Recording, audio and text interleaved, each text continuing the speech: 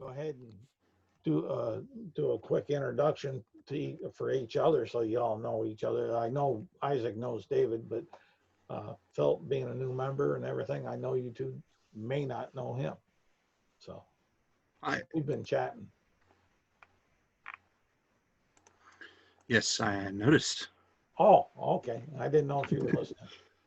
Yeah, it's all good. I had some stuff I didn't do, but I was like, Well, hey. yeah, I saw the audio, little thing that it does connecting audio, and so I wasn't sure uh, where you were on that. So yeah, go ahead, guys, and then we'll get into this. I'll set up the scenario. Cool. All right. So those people who know me, my name is Dave the Bard, and I'm just a general normal role-playing guy who's part of this guild for quite a long time, been part of the Charles's games for many years. I've really enjoyed his GM style. Also, I've been playing basic D&D as an elf, which I've been really enjoying. It's quite fun and interesting. And also, my actual game that I like running and doing, my GM style is dark, gothic, and gritty, which is World of Darkness. So yeah, it's like a I've got a mixture of light and fun sort of aspects and dark and gritty aspects of personality. And that's me. And I'm playing a tiefling female by the name of Delight, who is a entertainer. She's level 1. Yep, all of you are. Prove it. No, okay. Did you Yeah, go ahead, Isaac. Yeah, sure. All right. Yeah. I'm Isaac, sometimes known as Wesley. It's whatever. And I've been playing for a few years. I'll say it's 10-ish. Different games, different RPGs, lots of different kinds, whatever works. I like them. I play them. And I'll be playing Kenku Monk, which is going to be very difficult because Kenku are weird in how they talk. But I'll see what I can do. So. Cool. Well, my name is Philip. I'm here in North Carolina, Eastern time. I've been playing D&D since '75 with the original box set. Mm-hmm. I've played all kinds of different games. I've actually DM'd for a number of years. Shadow Mastered with Shadowrun. Played another game by the name of Torg. And so I got a lot of experience in role playing. And I'm going to be playing the character of Bran Stormwind. I put up his picture on the Facebook. He's a soldier. Because I don't really know the area and I don't know the game system so much, I'm going to say that he's a soldier from a different area, but maybe he did a escort job here to the town and is just getting to know the people of the town and the area. Okay. Yeah, that's actually a good point. I'm trying to think of why my character might show up unless you have something you wanted to do there, Charles. Well, what I was going to do for you all is that, and I'll kind of, let me do a screen share here. Oh, did I bring that? Pop that up? I thought I had those up. Oh, maybe it dropped it. But of the area, I'll open that, and then it's one of the things I like with the Zoom is it's fairly easy for sharing information in different ways. And let's see here. Yeah. And share. Boom. Boom. There we go. And right now, okay, and we got our. The adventure's going to take take occurrence around here, DuLin. Now, you could, for your character, could have been doing escort from Laeth or Baal or wherever you want to in here. And if you want to decide it later, that's fine. Philip, go back, look at the map, the world maps of Areawood, and you can decide on where or what you want from that. What I was going to do is over here in DuLin, outside the city, is a small outer community away from the guarded city, as far as that. And you guys will be meeting up at from the Dusty Road at the Dusty Road Inn. As far as that, I know it's very tropey, very mimey, but it's just an easy way to do a very quick start as far as that. So right on in there is that, and here I will open. So we're meeting at the Dusty Road Inn, Yep. which great name. Do we know each other? Like, have we? Is it just like as long as we've been at the inn, or is it longer? Or I'll leave that aspect more so up to you guys. If you want to, you can. If not, this is a great spot to get to know as far as that. And I'll show you this other. Let me stop sharing the area map, and I'll share the kind of the city map outside of where you're at. And you would have been coming on down the road here, and the Dusty Road Inn would be up. I gotta get my little pointer. See, old and slow. Is up over on just off the road here, the big main road that's coming on into the main entry gate here. As far as that little community would be off here.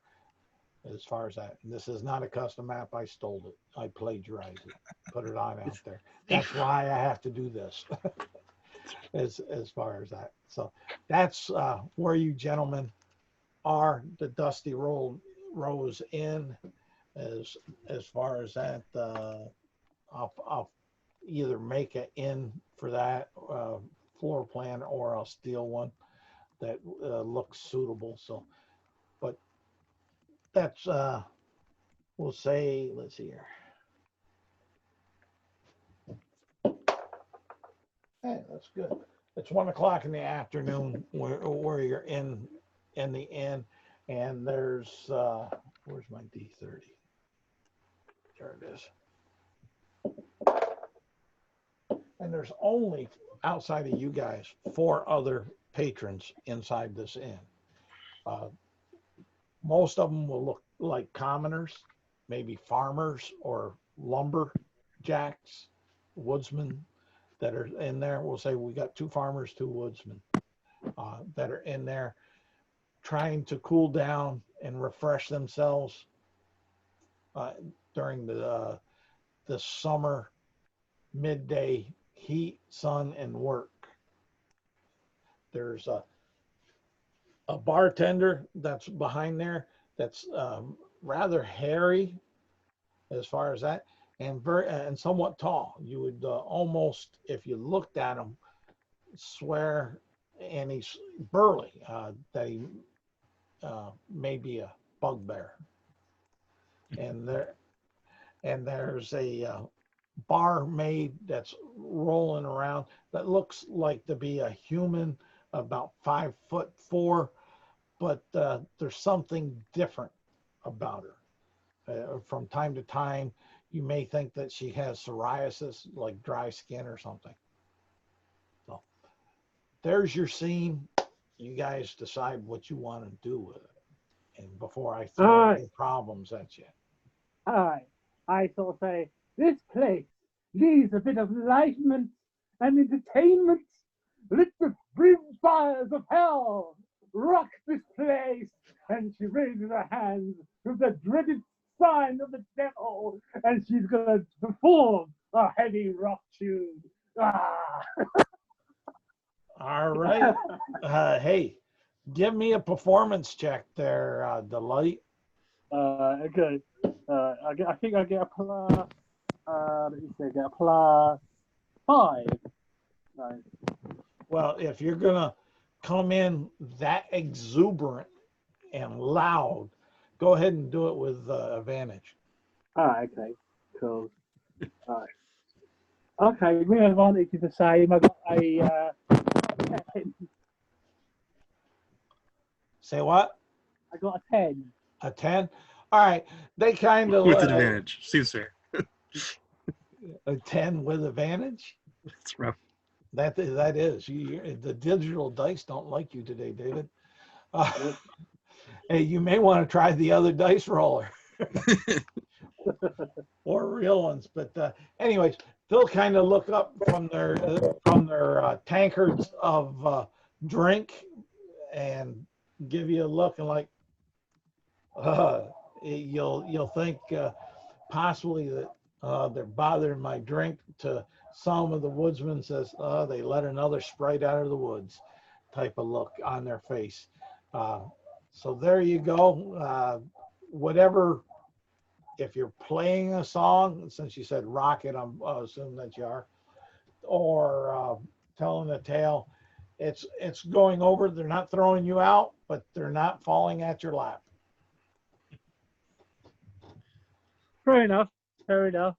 I Okay. do what I can. I do what I can. Yep. Go ahead, Phil. What was Isaac's character's name? Emptying cup and Say that again? emptying cup. And to clarify, Kenku cannot use their own words, and so other people call emptying cup that. But what he calls himself is the sound of you emptying a cup of water.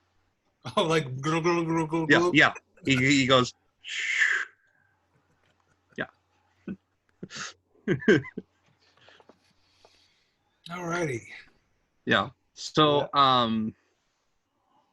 what emptying cup is doing is he maybe just finished a meal at this inn, and has asked the person who works at the bar, this tall, almost orcish individual, if there's any cooking or cleaning he could do after he has wiped down his own table.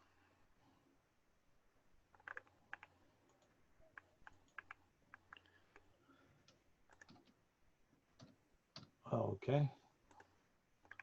Well, don't mind me. I'm doing a couple other things here. It's all good. It's all good. I should pay more attention. So, emptying cup. You did what? So after finishing his meal, he Yes. wipes down his own table that he's sitting at. Just Yep. Clean cloth if he has one. If not, he'll use his sleeve. Okay. Make sure it's wiped off and all that. And then he goes over to the barkeep, the person manning the place, the orc guy. This 4'11" bird, Okay.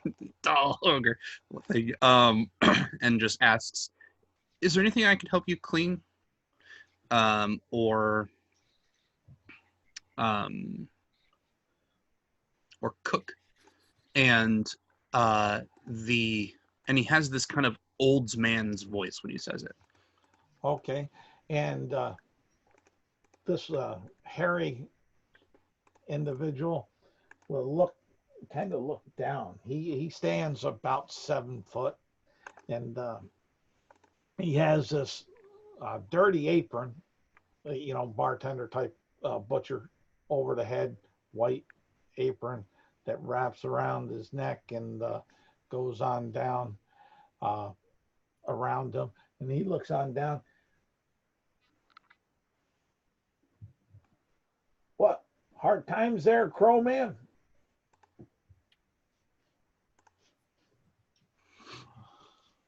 I say, Let me see. It would be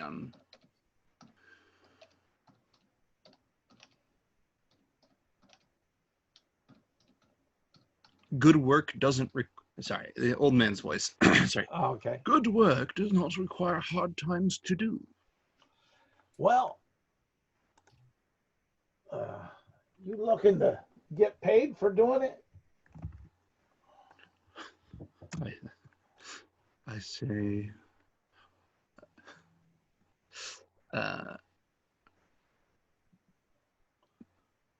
no more than what you can afford.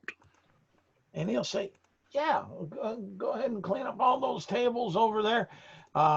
You could sweep out the floor. Those farmers and those woodsmen, they track in a lot of stuff through here. And we don't like having the place dusty, even though the name says Dusty Road Inn and Tavern.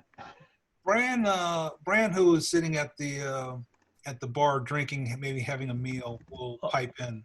Okay, go ahead. He says to the Birdman, he's because I'm unfamiliar with the Kenku. Yeah. Yes. So he says to the Birdman, you know, I was recently mustered out of my unit. I did a escort job for a caravan here. If you're looking for work, there could be better paying jobs than cleaning this good establishment.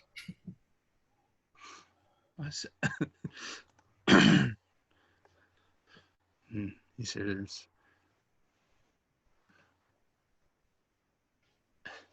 does food fill your stomach or coin? Which comes first, the chicken or the egg?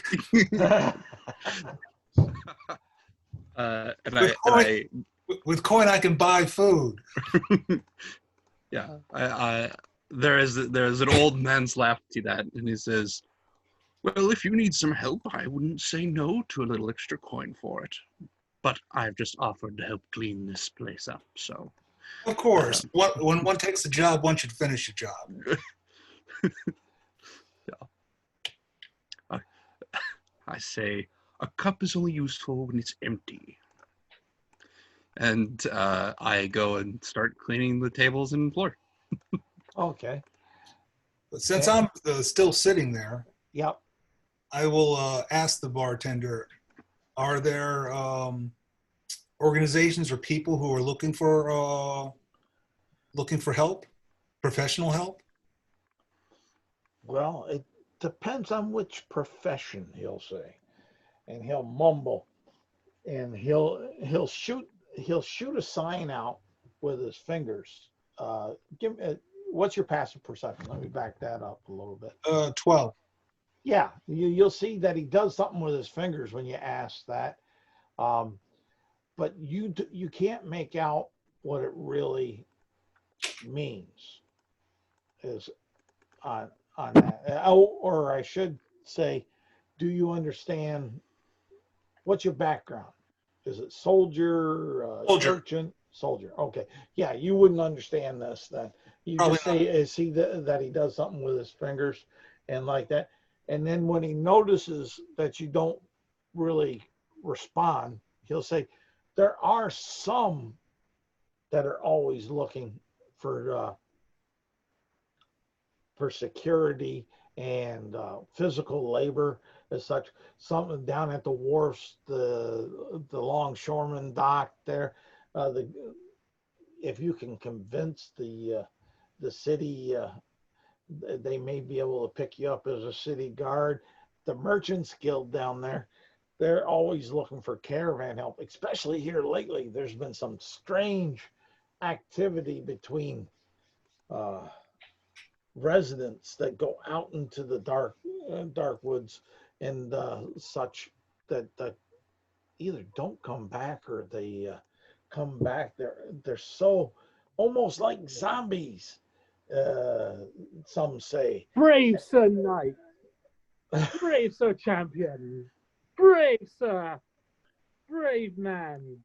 If you're a fighter or warrior, I do not know, but I have heard many tales and many stories.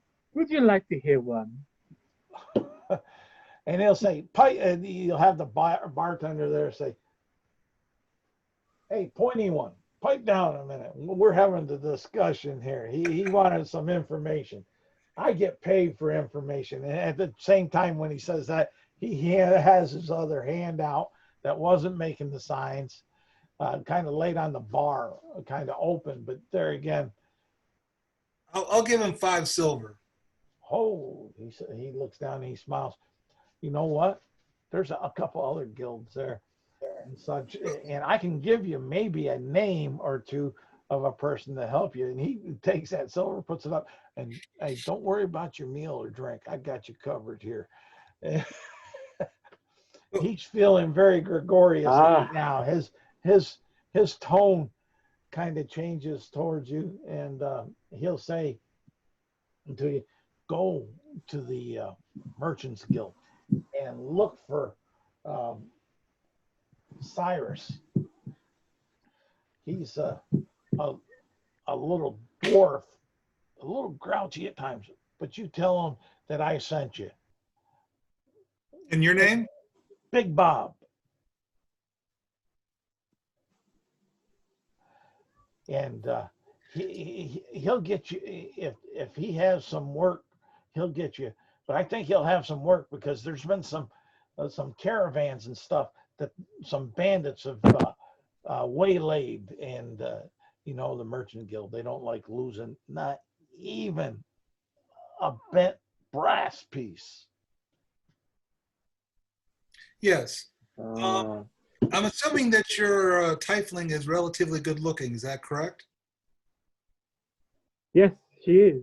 She's very incredibly good looking, and she's an entertainer. She'll say, "Mighty champion, mighty hero, whoever you may be, hear my chanty. It is a good one to hear. I like singing and entertaining the crowds and bringing laughter and joy to them all. Please hear my song. It will bring you great pleasure, I'm sure." I've been hearing your songs, and I have not seen the money flowing into your coffers yet. Well, you have not heard of my greatest song yet. I shall sing it to you if you wish.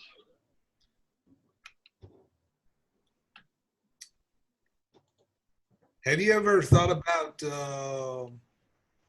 joining a company? Not a singing company. A company. What's your company? I'd be honored to join your company. I like traveling around and about, collecting all types of information, for I am a bard and I like lore and like collecting stories here and there. Oh, I have many tales to tell you, my great champion. I can tell you a great song. Oh, please, let me tell you a great song. Go ahead and give it a try. And I just kind of mutter under my breath, a bard without a song, a bard without a song. Delight. Once I met a lass. You hear this old man's what is really sing? old man's voice there talk about a bard and a song and stuff. But go ahead and roll me a performance check. We'll get that out. I think he was ready to actually perform. Yeah. On camera. You're like, no, wait, stop, please save us. Just roll the performance. I don't know. Once I met a lass so fine. She drunk on belly and wine. I've been to sea for a month for free. I knew I could make her mine. I'd asked, was past consent. So off with her I went, and we threw her in the bed, as a result of her head. We left consent. That was what a gentleman do. A woman has a right to drink or two, without worry about what we'll do. We say yo ho, but we don't say ho, because ho is a disrespectful yo. And I wish to roll performance. Go ahead, roll performance. All right, go. 14, 15, 16, 17, 18, 19. I got a 19. Yes, it's so good. Okay. Actually, you got the attention of the woodsman and the farmer, and actually the bartender, innkeeper, and you see that they seem to be pleased a little bit with it, and Oh yes, there is more to my song if you'd like to know. oh, and they'll toss a copper at you, and the bartender will send you a pint of grog Nice. on the house. Nice. Excellent. I should continue my singing if you like. This is laughing stuff, man. There was a girl from Leeds. And then you continue, I see. I'm leaving it up to the player characters to see if they drive you further. Yeah. But the song was pretty well liked as far as that. You got yourself 3 copper and a tankard of pint, rather not a tankard of grog, and depending on what the rest of the cast decide to do towards it is up to them. Well, I'm enjoying the performance as I clean, is what happens, and I finish cleaning before I do anything else. Okay. Um, And Big Bob will say, "You do pretty good there, Birdman. I ought to have you come on in at closing after closing time and take care of it, especially on the Friday night and Saturday nights where we get the soldiers from the city that roll on in, and some of the caravans that come on through. What a rowdy crew." Before you say yes, Mr. Cup, why don't we go to the docks and see if we can't find ourselves a better job? Delight has cut out. Yeah, I'm sure probably some internet issues over in the UK, but we'll get him tracked with you Right. when he gets back in. so real quick, out of character, I'm looking between. I have an artisan tools that I forgot to add to my character sheet. I'm looking between brewer's supplies, cook's utensils, and weaver's tools. Which of those things do you think are the most common things for a person to do in day-to-day life? Weaver's tools. Well, I'd have to look and see what they're calling weaver's tools, because a loom is a little hard to carry with you. I do know some of the, but I do know that some of the nomadic tribes in Southwest Asia did have like a lap loom, so you could go with that. It's a good point. I'll check Xanathar's, and if not, I'll probably pick brewer's tools or tool set is easy enough to pack.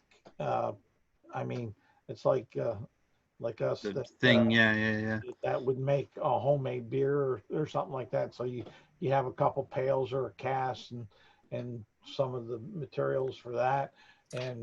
But good food is always a good thing. Yeah, that's what I was looking at. Gonna say a cook cooking or a gourmet toolkit would be common enough and easy enough, and you never know, you may want to set up a street side roadkill stand. There you go. All right, yeah. So I finish my cleaning and I say to the soldier at the bar, I say, I don't think I've caught your name, good sir.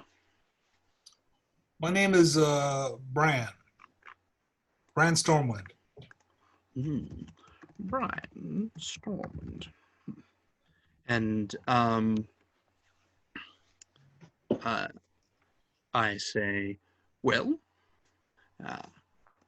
it looks like things have been a little less dusty around here. If you want to lead me away to whatever adventures you seem to think that you could use my assistance with, I will I don't join know. you. I just since I've recently been mustered out, I do need to find a job. Things are not free, as you know. While cleaning is an honorable job, it is not the type of pay I am used to. So I'm looking for something a little bit more substantial. I see. Yeah, Delight said his mic went bad. That's all. And then something happened there, so that's why. Yeah, it was all muffled up and stuff. Yeah. Yep. But all right, I didn't mean to throw that out, but for those that may be watching, so they know, because they don't see the chat side. Oh, right. Fair enough. I will let Delight know where we're going if she wishes to come along as well. All right. So I'll leave that up to her, and that could be off screen if you wish. Yep. That's no problem. Too easy, too easy. So what are you two fine, intrepid folks doing? Heading towards DuLin? Yes, and Okay. particularly if I understand this right, the merchants area. Yeah. Okay. Let me, and what I will do, where's the city map? I will bring that on up, basically, and share that, and we'll have that up there. And,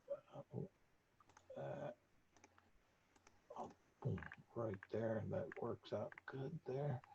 Annotate and spotlight. And all right.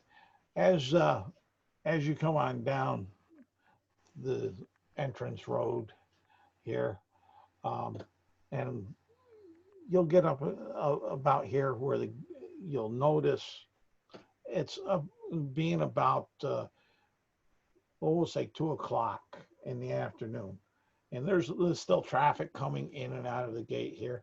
There's a guard or two. One seems to be of a gnomish variety, and he looks rather hilarious because he's in this chainmail that doesn't fit him just right, and he's fighting with this glaive that is really too big for him, but he's holding it like just like it was everything he was given, the standard issue given on out to as this will look like it'll fit here. This is what all the guards at the gate use. So they tossed him this glaive, and he's fighting with that. Over on the other side, you see this human standing there in the same get up, the same glaive, and they'll say, the human will say, "Hold there. Where are you coming from? Where are you headed?" And the gnome is over there saying, "Oh, watch it, whoop, whoop," and he's fighting with that glaive. I am back. Success. Cool. They the other two members in the Dusty Road Inn headed on out, and they asked if you wanted to come along, and so. Were you following with them, or were you staying there making more copper? I follow them. Okay, so that's the scene you got. You three are up there. The human guard is asking those questions.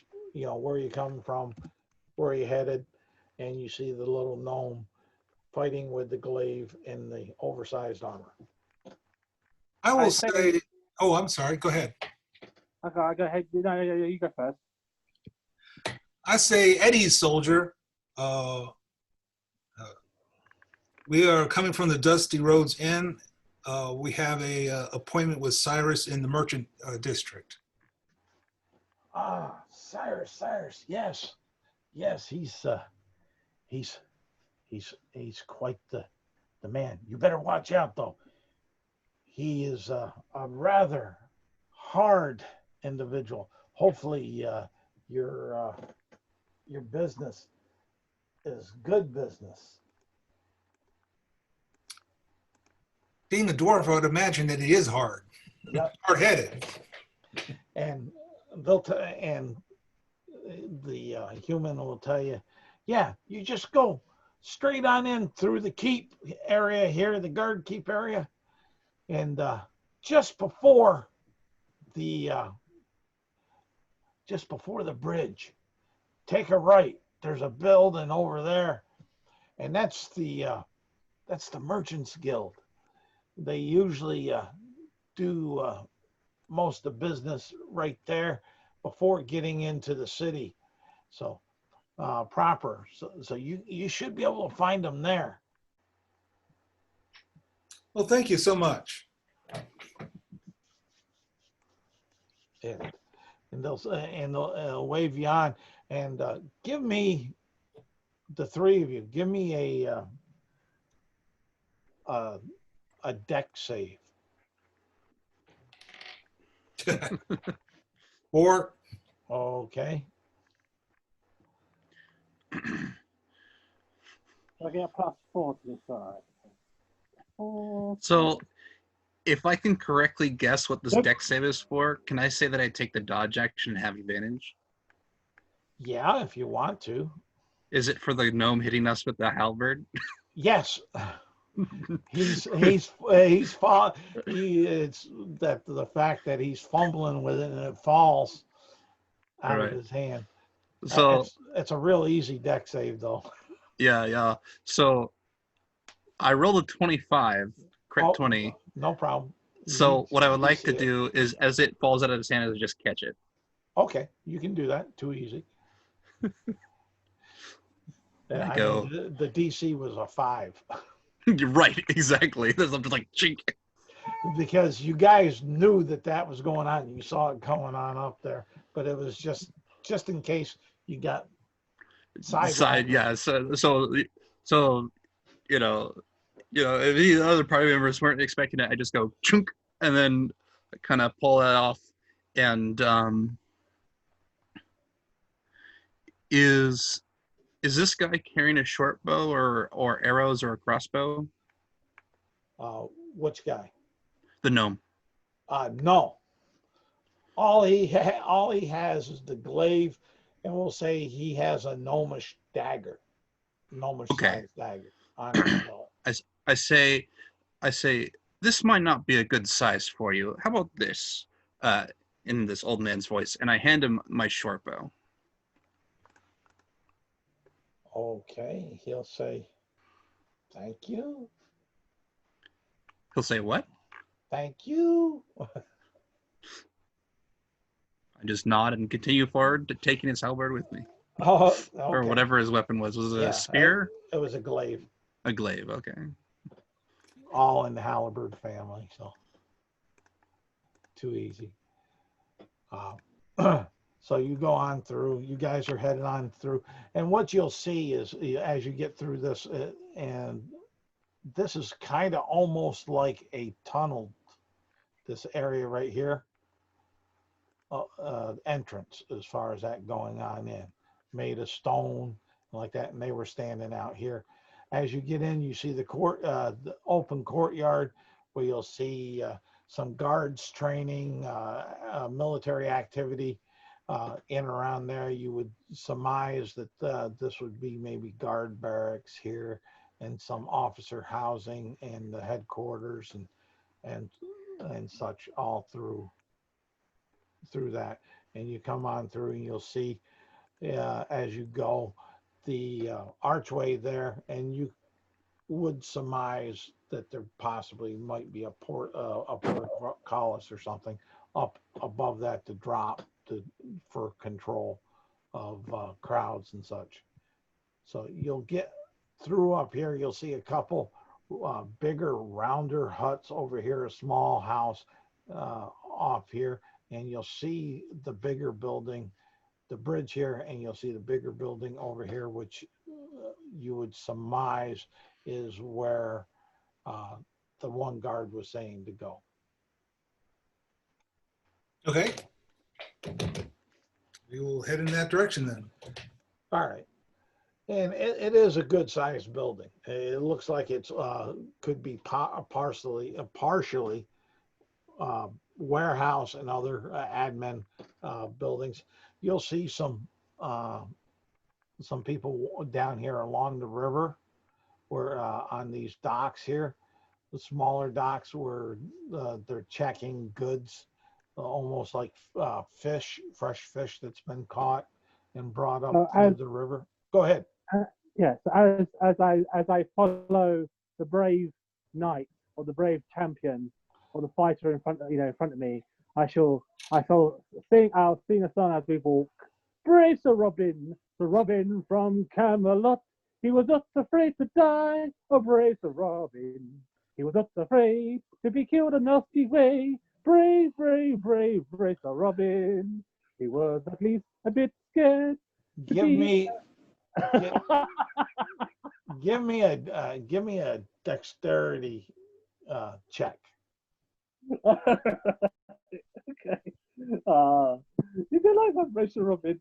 No, it's not that. It's 12, 13, 14, 15. I got 16. okay. You see this tomato come off from your one corner of your eye, and it smashes off to the one side because you without any problem gracefully take a step to the right away from it.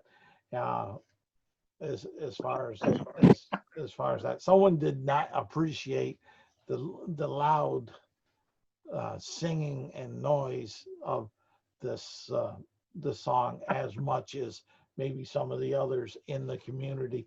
You see very light traffic. It hit the road, it goes splat, and you may hear some grumbles that may come from behind you by the one house. No one has appreciation for the classic these days. But that's the scene, and that's there. You guys are coming up onto the warehouse here and such. So Bran will basically tell Delilah. Delight. I thought your name was Delilah.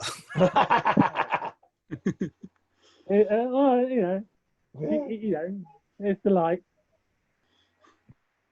That and he is, by the way, in chainmail with a large two-handed sword strapped to his back, along with a few other bristling weapons on him. I was captain in the cavalry for many years. There are many within this community that probably would not appreciate that song.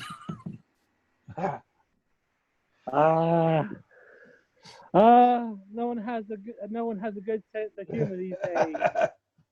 They are a bunch of sad guppins, she says. I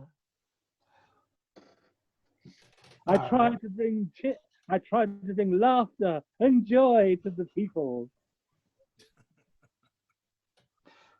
And in the center of this building, you'll see like a door, a stone stoop that's like one step high. You'll see a doorway. You'll see some personnel traffic going in and out from there.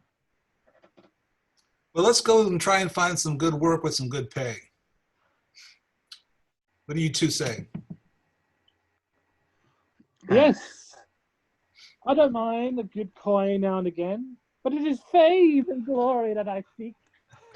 Fame of my greatest acts and songs throughout the kingdom.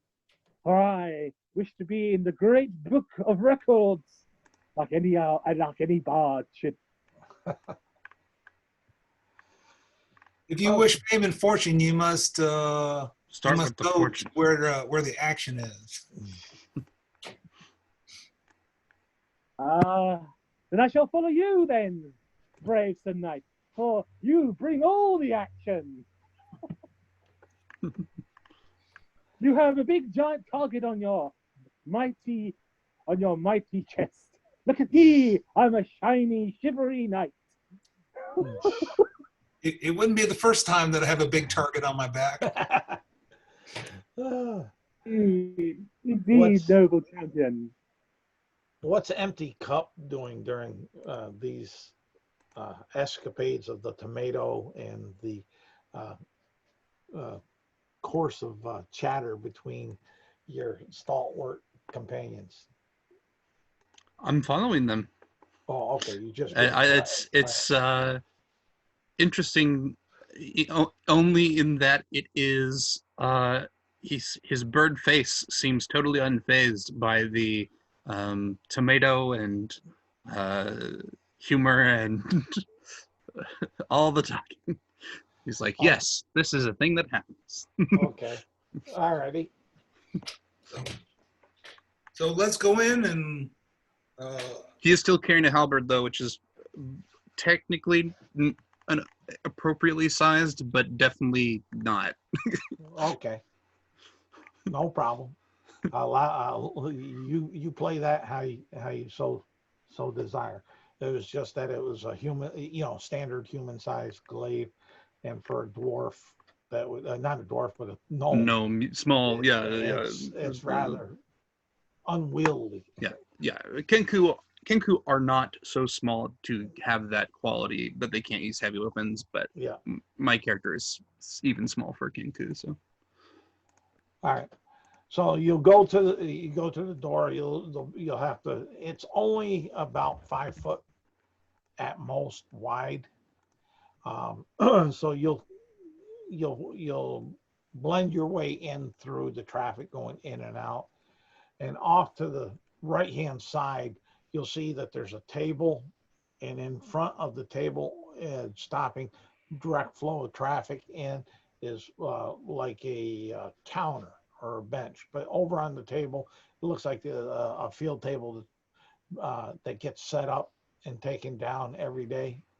And there's a box chest, like about 1.5 foot by 1.5 foot by 6 inches tall, that's on there. There's a ledger, and there's a grumpy dwarf sitting behind the table, chatting with these people as they come in, like, what do you want?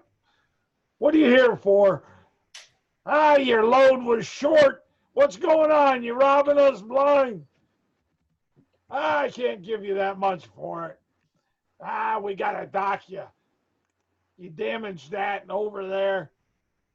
Let me wait for the inspector to get in to see if that produce is still good. So that's the scene that you see going on in. Fine. I approach the dwarf and I say, turn that frown upside down, mighty man. What is the problem? What is going on? How can a lovely face like mine help you today? Lovely, maybe, for a demon, and a chipper attitude as such as this. We have no place for that here. We're about business. We don't care about cheer and chipper. We care about clink and rattle. What can I do for you? So what is the problem? Are you being robbed blind? Are you being swindled out of your coin? I'm being robbed of time I can't make money with. What can I do for you? Are you Cyrus? Why? Who wants to know? Do I owe you money?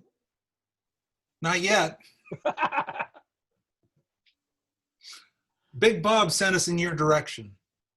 Oh, now you'll see that he still maintains the gruff demeanor overall. His countenance hasn't changed a lot, but it has softened to you because you use that name. because almost like he doesn't want to give the other people that are around you the feeling that he's not still that rough and tough. But you will pick up that he has softened to that phrase. I am, well, I don't know if I am or if I was, Captain Brand Stormwind, recently mustered out. It's our understanding in talking with Big Bob that you might be having some shipping problems maybe towards the forest that you might need some professional assistance with. Well, he'll say, you don't know whether you're who you are or what you are. I don't know how good of an asset you might be for us, but we can always use some fodder to throw towards the bandits and the. Well, look at him. And the Look way at him, mighty. Look at him, mighty dwarf. Look at his mighty brow and the mighty steel that he wears. Look at his biceps and look how strong he wields his sword of great nobility. He is a man of great stature and a great man of prowess and a great champion of fighting. And his minstrel, and I have told, and I have come to tell of his great champion deeds throughout the kingdom of this noble land. Yes. He must be a captain to have such a minstrel walking with him and that he's paying to sing his accolades. Only the pompous commissioned officers do such things. Oh my Indeed. goodness, we have ourselves such in our midst. Indeed. What is that? Your trained parrot behind you? Very well trained. Yes. And he'll Cyrus a chuckle, a hearty dwarven chuckle. What may we do for you? But by the way, yes, Bob was right. We are having a smidge of resistance with some of our caravans, and we could, since the guard themselves are overridden with city control during this time of festival, we could use a little bit of, let's say, independent franchisers or freelancers, however you want to describe yourself, to look into this problem. Well, good sir, I do take offense saying that I was a pompous officer when instead I am what some refer to as ground pounders. I've worked my way up and I've earned my steel. If you wish to test my steel, I would gladly test it with you any day. But we're not here for that. We're not here for that today. I put my hand on your shoulder and I say, when you let go of what you are, you become what you might be. And Cyrus to say, yes, that's something I would hear one of those commissioned officers say. But sometime later, we'll go ahead and I'll have my champion meet you, and to bring this out. I'm a man of business and means, dollars and clinks, gold and cents, Well, spices. Let us talk of clinks and clacks. Yes. What do you need done, and what are your wages?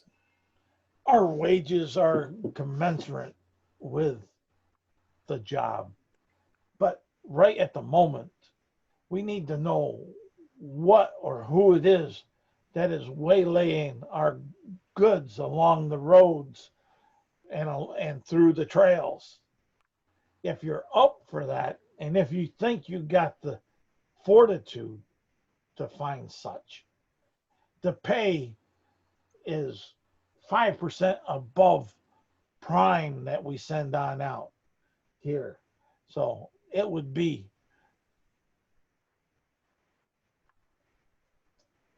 10 gold for the month. how's that sound to you and your menagerie?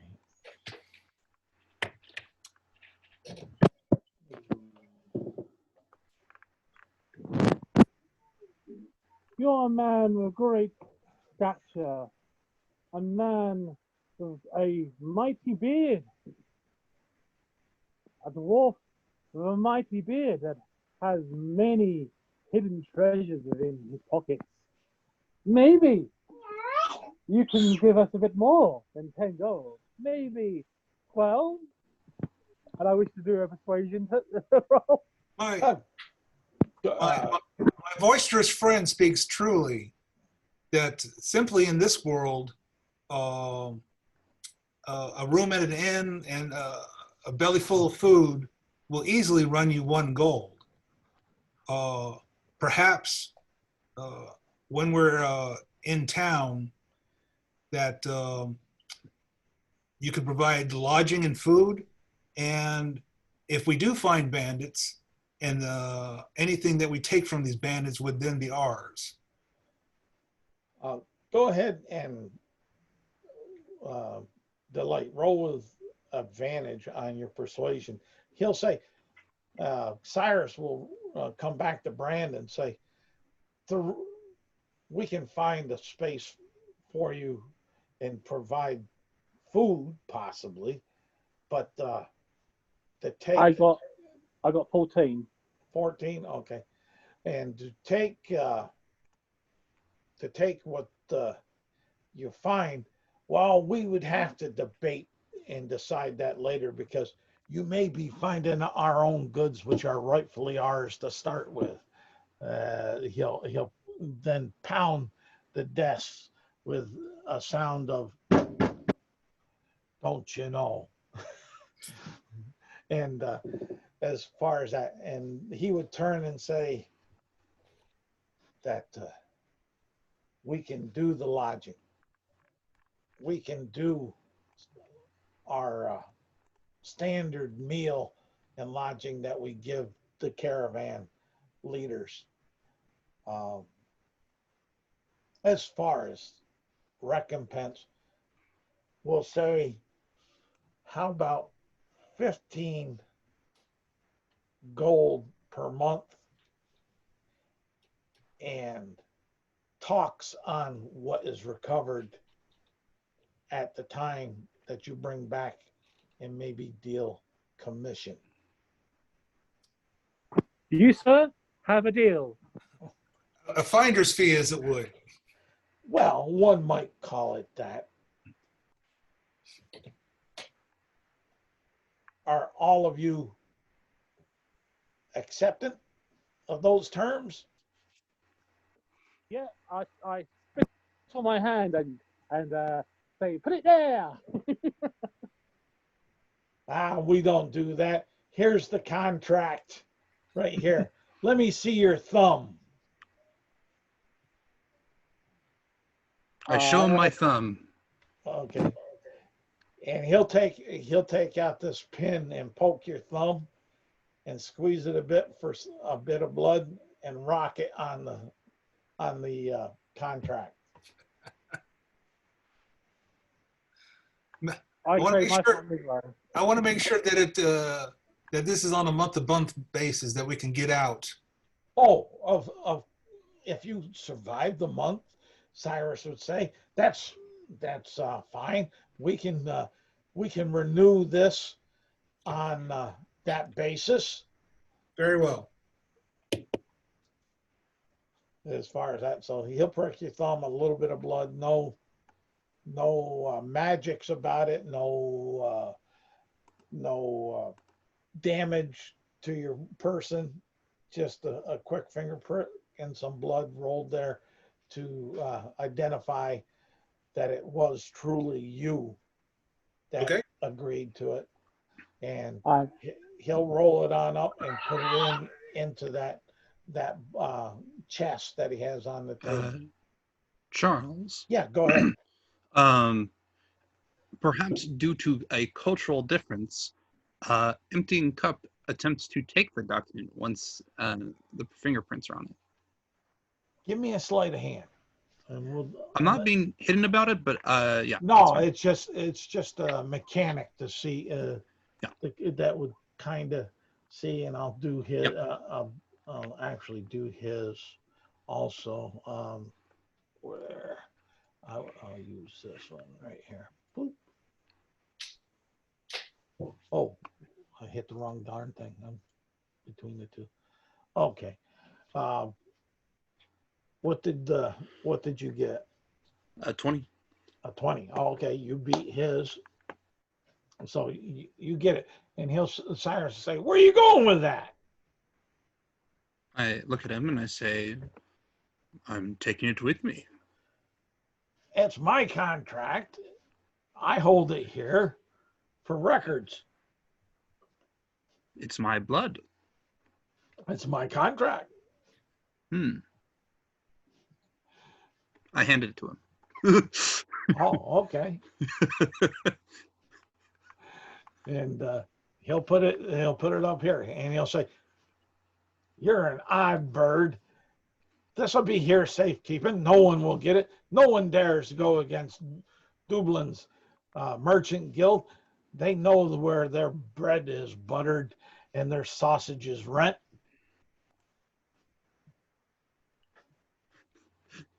Yeah, I just nod and I say, I believe you. Okay. And and what are y'all doing? He'll say your lodging will be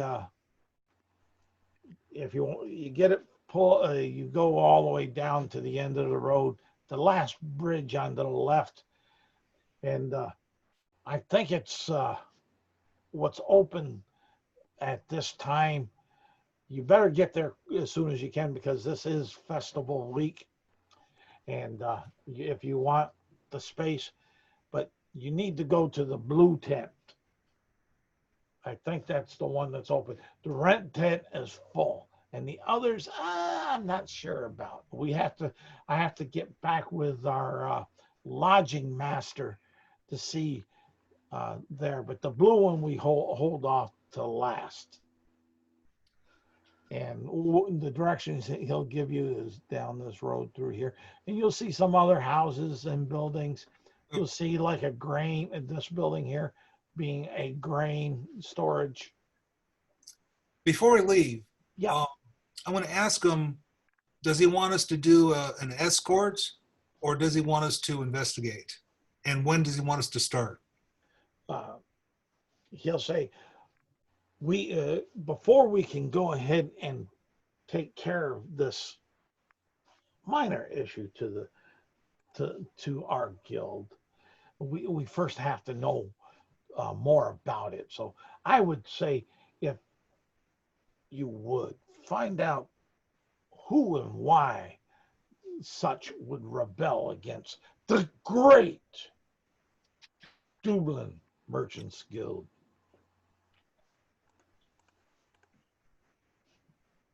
And he's gonna, when he says that great, he's really gonna bolster that on up. He actually, even with it, when he throws his arms up on it, will take a quarter step up out of his chair of pride coming forth. Very well. And you can start in the morning, since it's as late, or if you're so bold, you can start right now. But I would advise first to pick your place in the blue tent. We will take your advice.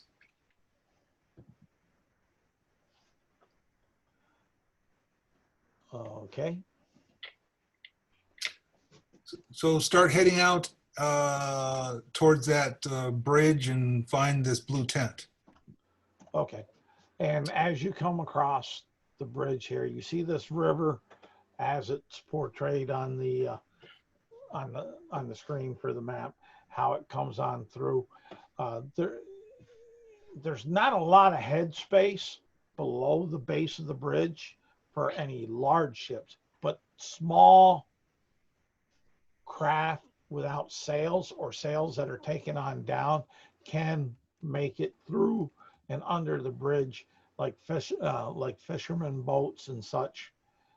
You'll see on some of the water and on the dock as far as that. And as you go across, you'll notice a building off to your left. You're not sure what it is, but you do see this blue tent right here with a canopy that goes on out from the one side to the road, portraying the entrance.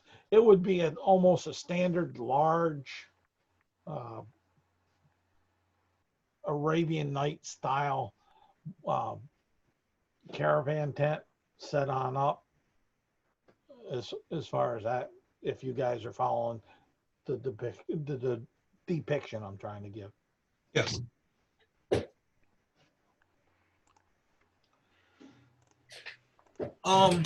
As we are walking over in that direction, Yes. Emptying Cup will say, do we begin today or do we begin tomorrow? The journey of 1,000 miles begins with a single step. I would begin tomorrow, but I would like to know my traveling companions. What skills do you profess, Mr. Cup?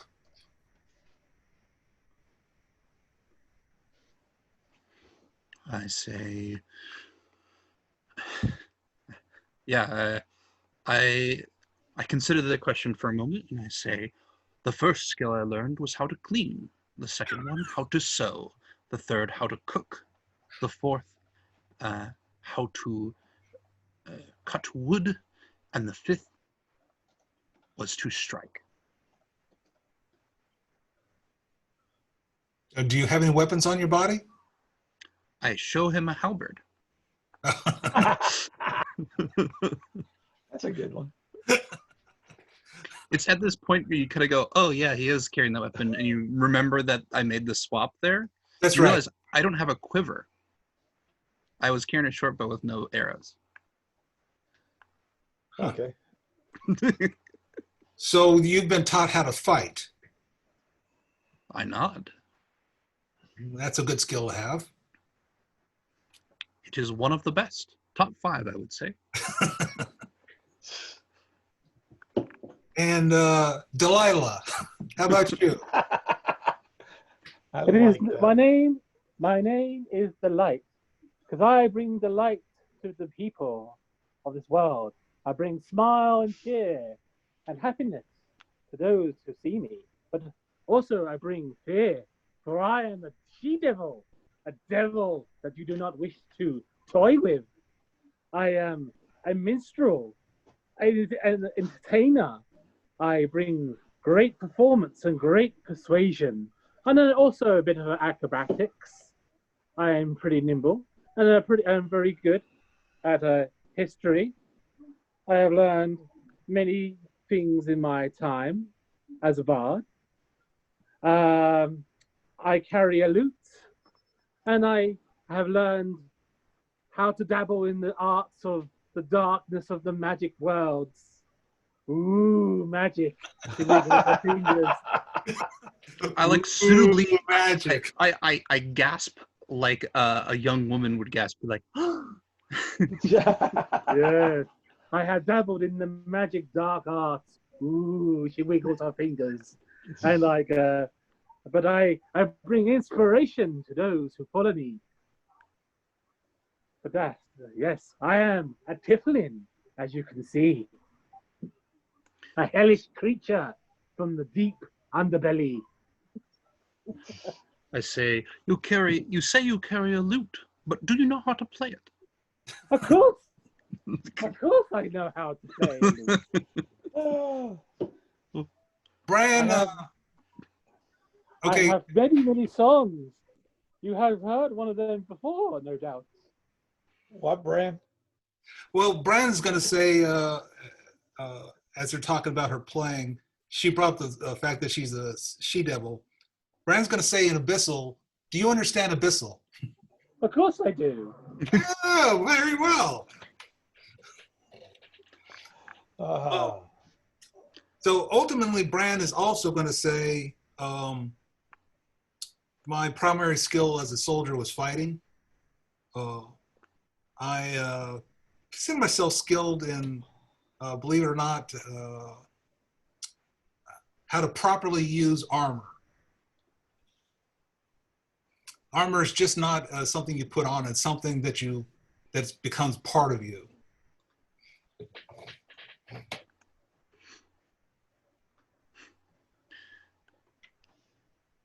I say, like clothes. What are clothes? What are, What, I say, a wise man once said, "Look at the flowers. Do they not bloom and have a pretty, do they not bloom and bring beauty to the world? But they do not wear clothes, do they?"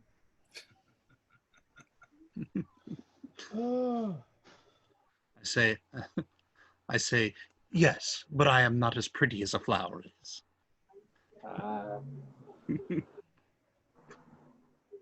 You So- are pretty. You are pretty within inside. Everyone has beauty within. They just got to find it. So what I'm hearing is that as we're going over to our room, Emptying Cup and Delight are just spouting proverbs back and forth at each other. that's what it sounds like.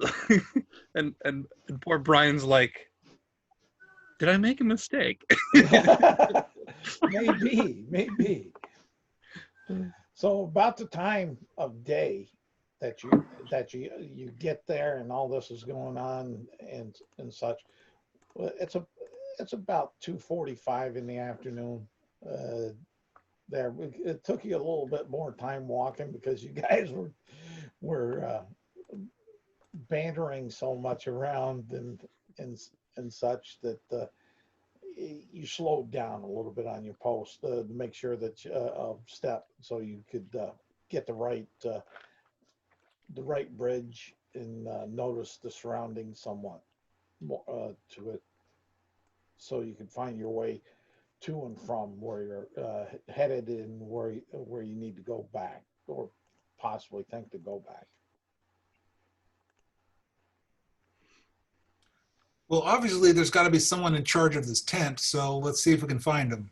Well, and you won't notice anyone in charge of it, but you go on inside and you notice that it's empty and that there's like marked out areas.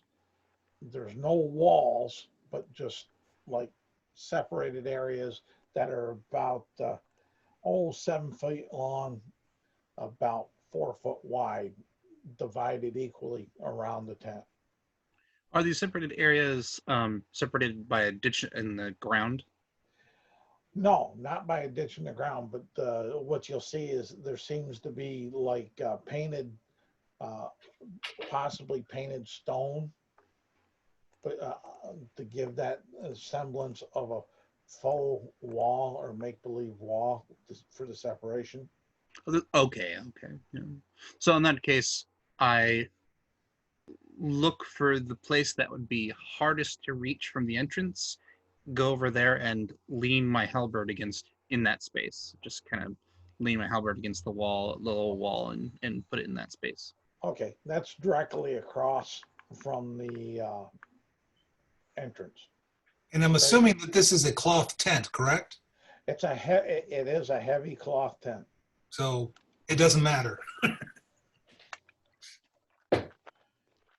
The only reason why I said directly across because that's the most distance from the entrance to it. Yeah, it looks like this place is separated for multiple groups. So my character is placing it so that I, a small, nimble person, can pretty much reach anywhere, whereas somebody who might not have that convenience. Yeah. That's my character's thinking, at least. Well, you're talking that this tent is about 20 20 foot in radius from the center point around. So it's a 40 foot across by 40 foot across circle. It's a good sized tent. Yeah. So ultimately, we have food and shelter. We also have a job to do. One of the things that I had thought about in speaking with the dwarf is perhaps if there are any survivors of these attacks, we may want to start there and talk to them about their encounters.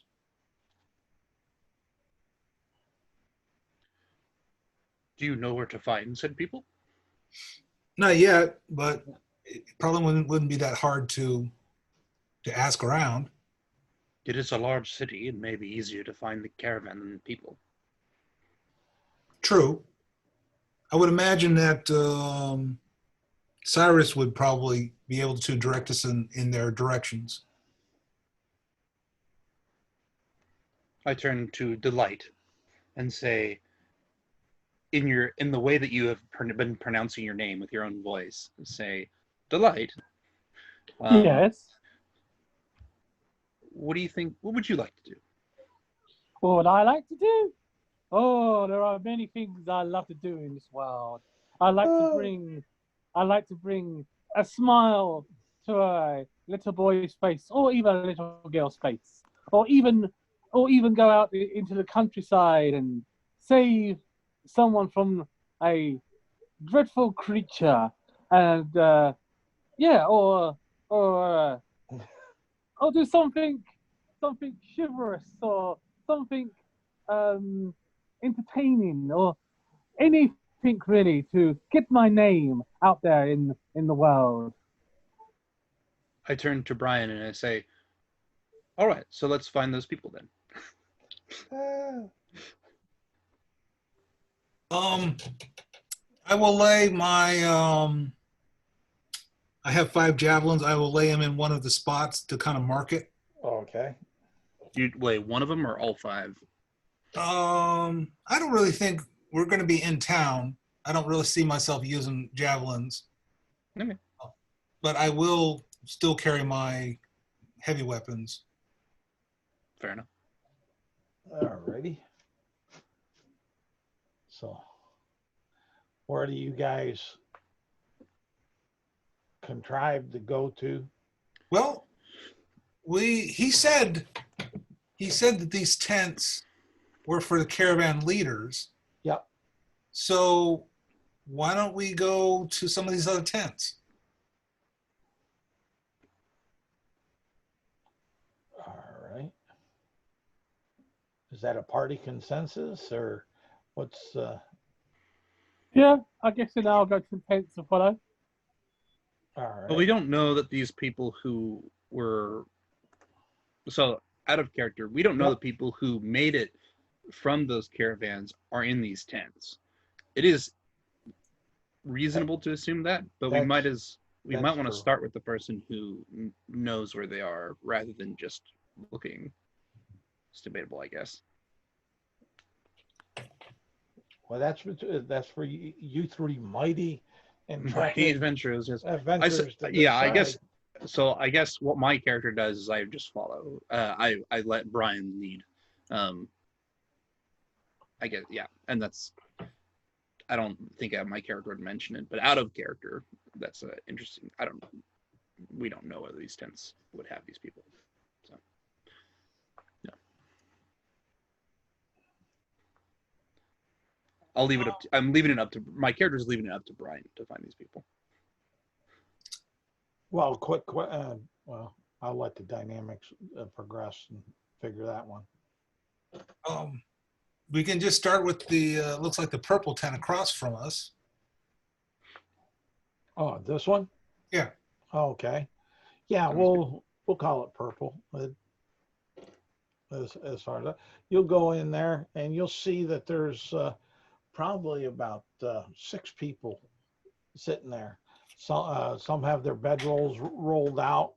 Others have their packs and things placed in their little area. there. And as we walk in, I get that. I pull out a long trombone. You know, those long brass trombones with the little flag at the end, and blow it for the noble knight as he enters the scene.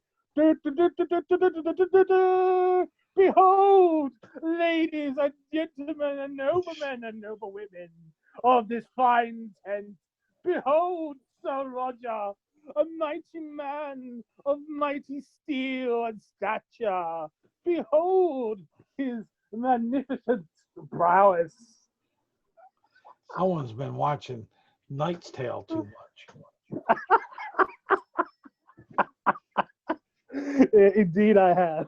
Yeah, Bran kind of puts his head down and kind of quietly shakes it. All right. And you'll notice that with the loud trumpeting that's coming, that a lot of them, we'll say 4 of them, shift their heads and look their way and like, what the heck? But there's one that was laying down, one with some eyes, trying to sleep or rest, that jumps on up, and you'll notice that he jumps up very quickly with a couple daggers in hand, looking about like, what? Like he's preparing to attack. Not that he is attacking, but he's readying himself.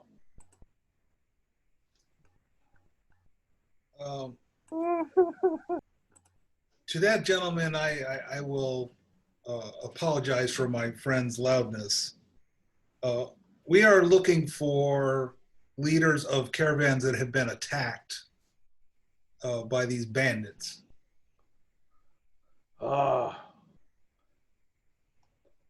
We lost most of our goods on our latest run that we did. Terrible things to have that. It used to be such a nice quiet road, good for commerce, good for business, good for souls and lives. Now the only thing it is good for is for the river and the monsters and those dark gods that feast upon the souls of creatures. So the people who attacked you, what did they look like? It was dark at night. They came fast as thieves. They smelt of vileness. The one with the daggers out is the one doing the talking, by the way. And they had strange footprints, and their tongue stuck out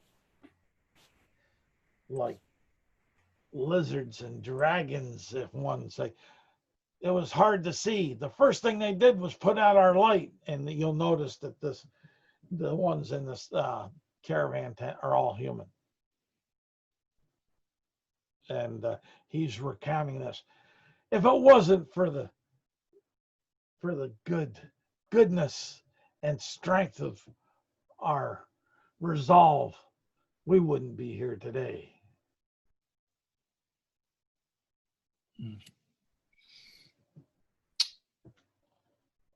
Have you altered the shipping patterns, or are you sticking to the same shipping pattern? Well, there's only the one good road and the few handful of trade routes through Darkhaven Forest. I'm speaking of the times. All times. Well, we tried a little bit, but it has come to no avail.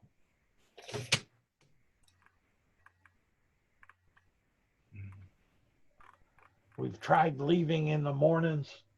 We've tried leaving in the evenings. But it seems like around the first or second time we make a camp, they come upon us.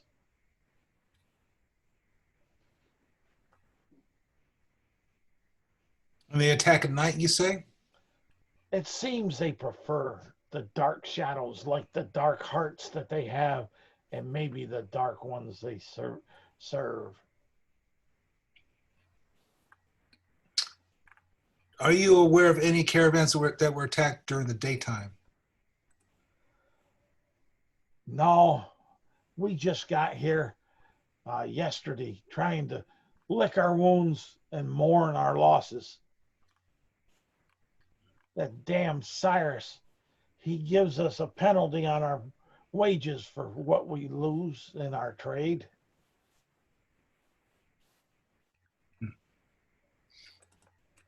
I look to the my compatriots.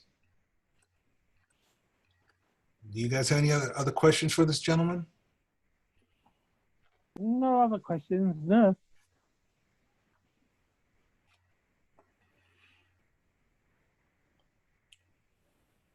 Cup? Yeah. Did any of you not survive the trip?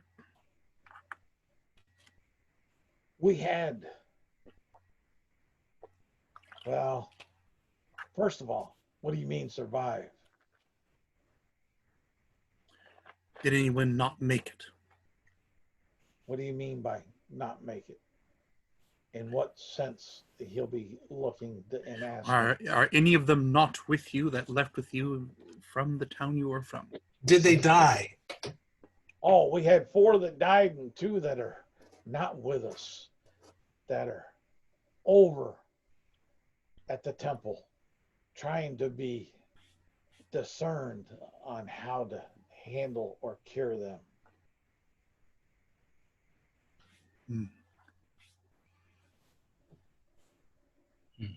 All right. What about the weapons? What kind of weapons did they use? Well,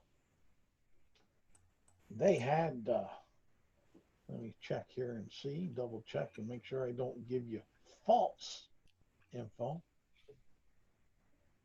And let's see here.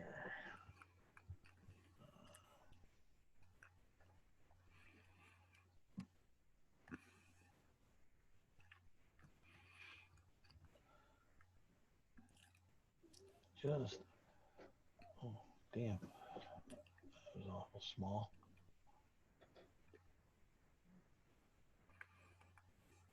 They have these shields and spears. And what else that little booger have? Throw my eyes on him.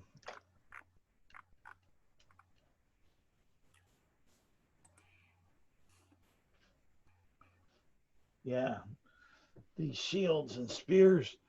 And this one, he had a conglomeration of craziness. Let's see what else this little buzzard has here. No, I don't want that. Did I go too far?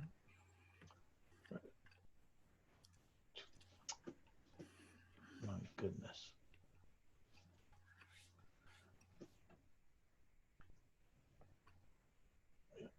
A little bit too far. Yeah, there we go. What's it? Had some dagger cuts on the one, and he had some strange stuff as far as that. He had some kind of weapon that spewed a burning liquid upon us and such. And these things are so evil and dark. They threw these glass bottles, and once they broke upon a couple of our companions, it's like this green stuff ate them alive. I still hear their screams of agony in my head as it just devoured them. and grew a little bit as it devoured them. If it wasn't for the fact of having a torch and being so fleet of foot, we would not be here today. Did you kill any of them? I think we may have killed one or two. Did they leave a body? Just a growing green blob. It seems like that blob ate them too.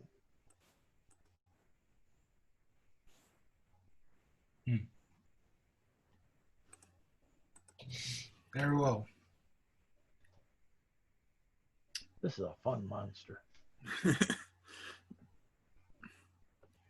That information was definitely very informative. Thank you. Has Cyrus hired you to protect the caravans? He hired us to find out what is causing this and to stop it. And he'll go ahead and give a strange hand sign and such, and for you guys, and he'll go ahead and say, "May the goddess assist you on your way."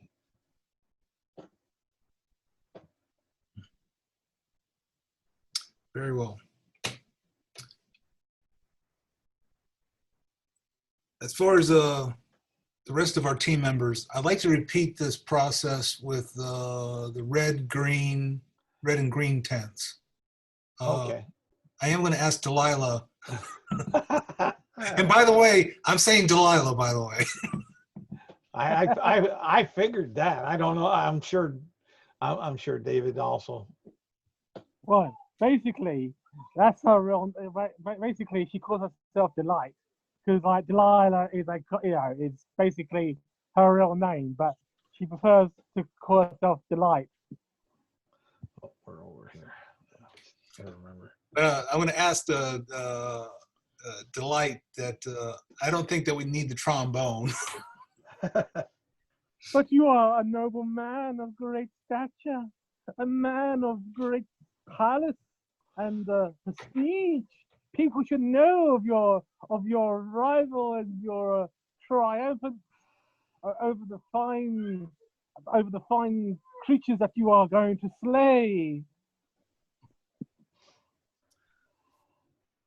I'm just a man, just a soldier. For now. But you're more than a soldier. You are the hope of the people.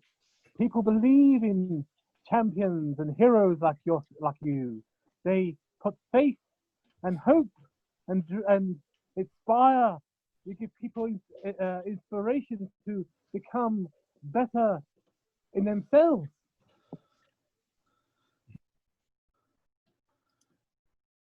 Believe in yourself, and you shall become a great hero for those who are looking down upon the world in gloom and doom.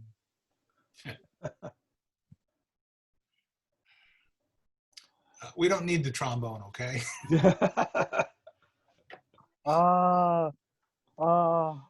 have spoiled my fun and brought a tear to my eye. Oh, woe is me! Oh, woe is they! I cannot stand the shamefulness of not blowing my mighty horn. Oh, for art thou, I cannot sing or perform. Oh, woe is me. All right. There, I don't mean to. At this point, Emptying Cup says, We got the feel. Those who know do not speak. Those who speak do not know. And then move along. Yes, move on. All Let right. us go and ask many questions. 20 questions that we should play. Oh, I like 20 questions, don't you? As as you go up to the next tent where the bouncing ball is, that one's full. And there seems to be normal hubbub going around. Everybody seems to be up and fairly active, not highly active, but fairly active. They seem well refreshed and rested and such. And as you go in and you ask that question, they look at you with a puzzled look. I will say that Cyrus has hired us to do some investigations. Has anyone been on a caravan that was attacked? And they'll say, no, we haven't been attacked. We've been here a week. We got our loads on through. We're good. Okay. And you'll see that they seem to be a mixture of races. You'll see a couple Goliaths in there. You'll see a human. You'll see a handful of dwarves. And you'll see a couple gnomes and humans and a half elf here or there. The one thing you won't see is a full elf. Okay. Thank you. We can go to the green tent next. All right. Over at this green tent, you'll go in, and it's not fully full, but it looks like it's full. You see like markers that have marked the spots that are there. You have about 4 people sitting in there, and they look to be reading or in some sort of trance or such.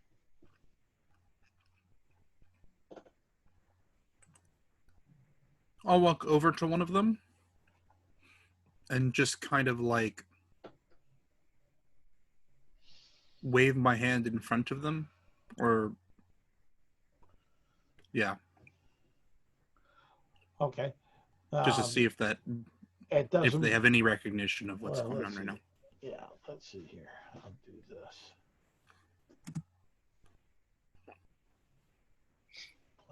Damn it. No, it doesn't. They don't seem to react.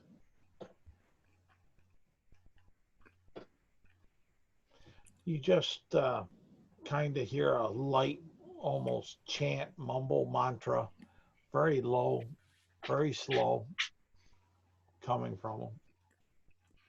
I try to listen. Can I tell what they're saying? Give me a religion check.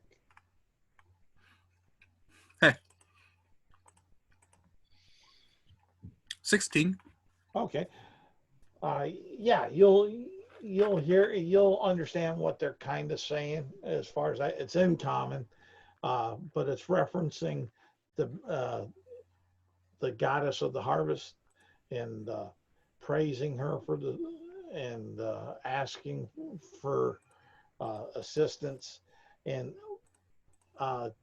give me a perception check on the back of that for possible additional. Wow, I'm rolling super hot today. 21.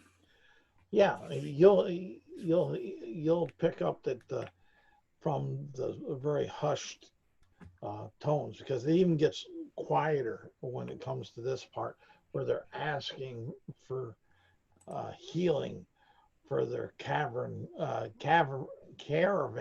master that was struck so, and for his son that was struck with such a fright that it has left them numb and almost lifeless.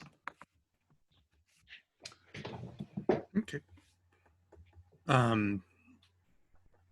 I kind of turned back to the other two who presumably were quiet while they were doing this, and I just kind of whisper back to them what they are praying and say something along the lines of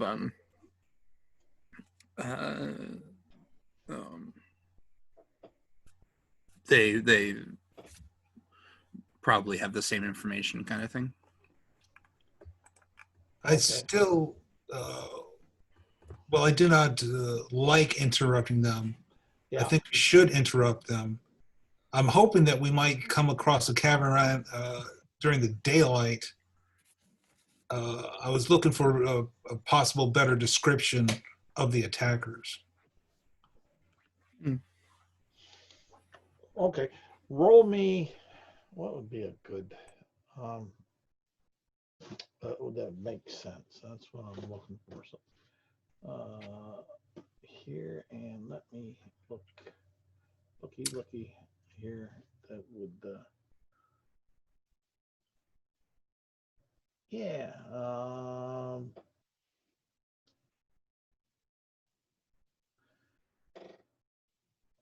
Roll me. Yeah. Roll me a investigation. That don't make sense neither. Persuasion. Give me a persuasion check. So before I roll, I'm going to say in a not a super loud voice, but in a very clear voice, that we are here to investigate the attacks and by the God of Tyr to bring justice upon those who have laid your caravan leader down low. Take advantage on that. Also, I like to cast a spell. Okay. I don't think I understood what was just said. I said take advantage on your on your roll, and the light is casting a spell. So hold on, we'll figure out what she's casting. It may affect your outcome. Okay. So hang on, I gotta find what I want to cast.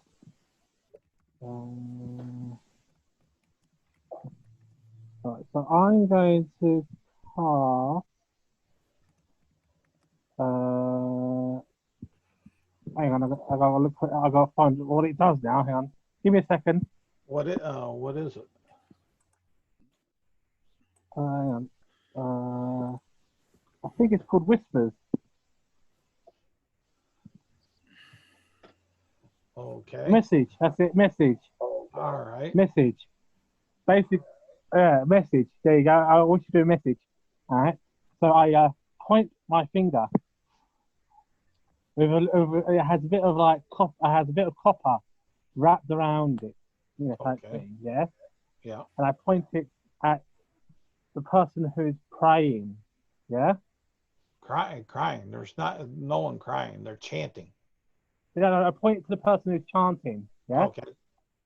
All right. And I'll say, like, only he can hear it, no one else. Yeah. And I whisper, I am your God. I have heard your prayers. All right. Brand, what did you get on your roll? I rolled a 15 on my persuasion. Okay. That one will wake up and shake it, kind of wake up out of the trance, shaking its head and say, the goddess is here. Oh, she sent us you. How may we help the goddess? We're seeking information about the attacks. Particularly, they're terrible. Were you attacked during the daytime? Can you describe these attackers? We were attacked at dusk as we were trying to set up our camp. It was the second day of our travel, leaving here, going north, and these vile lizard, dragon-looking beings attacked us. Their attack was so furious and ferocious, and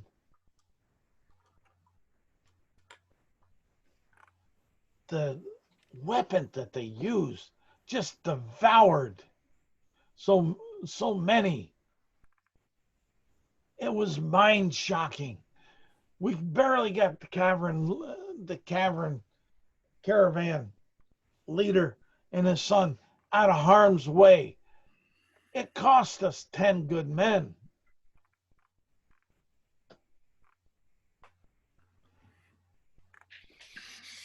But the caravan leader,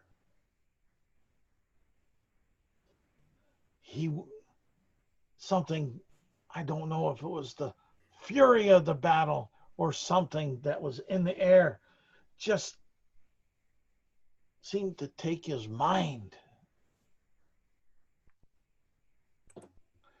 And his son, seeing his father fall in such a way, fell in suit with delight, like something robbed his mind.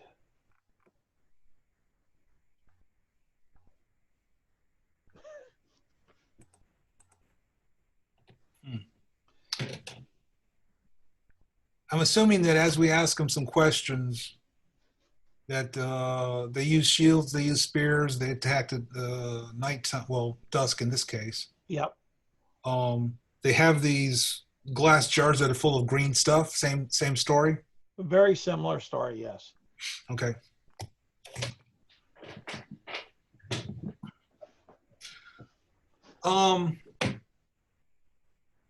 Turning back to my friends, and I'm imagining it's probably like 4 or 5 o'clock now. Yeah, we'll go ahead and we'll call it 5. Why don't we go and get some food, and we can discuss what we wish to do tomorrow. Very well then. Let us have a nice meal, a nice drink. Maybe we have some great, and I will perform many great feats for the crowd.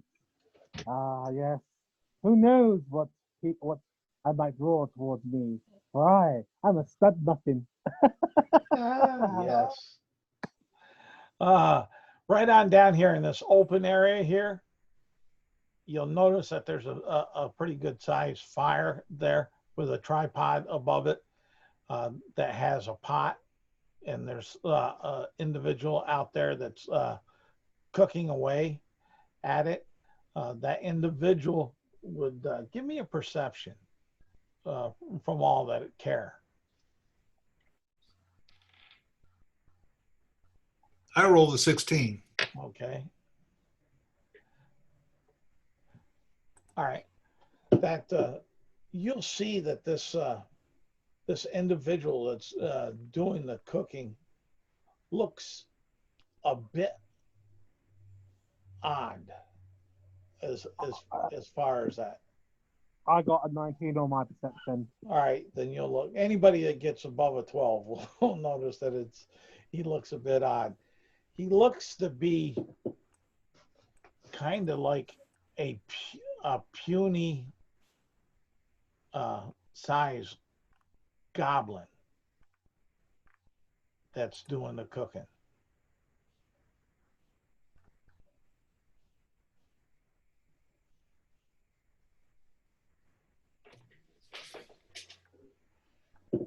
Okay. Does it look like he knows how to cook? Yeah, he looks like, I mean, you can see that he's stirring into this pot some what looks to be like vegetables and maybe spices. You'll notice over on the other side of the fire of it, there's a unique apparatus that he has there, where it looks like a bunch of partridges that are pressed between it, and that seems to be roasting and twirling around on this roaster with and not falling off it. It's not tied to the roaster, the birds, but the birds itself in this apparatus seem to be attached to, rolling around, and every once in a while you see from a jug that he throws a liquid upon it, and as the liquid drips off and down onto the hot coals, it flares up and flames up All right. Well, I let him do his thing. All right. But very delightful smells coming from this.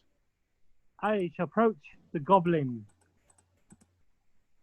And I'll say to the goblin, "Great cook, tell us, what are you cooking?"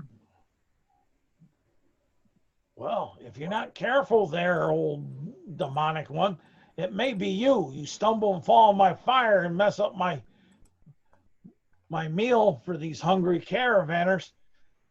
I may throw you into the pot. Mind yourself. This is special. Family secrets from the dark depths. Back off. She puts her hand into the fire and takes no damage because she has fire resistance, and says, "The fires do not hurt me, for I am a demonic one." All right, hold on here. You're going to be foolish.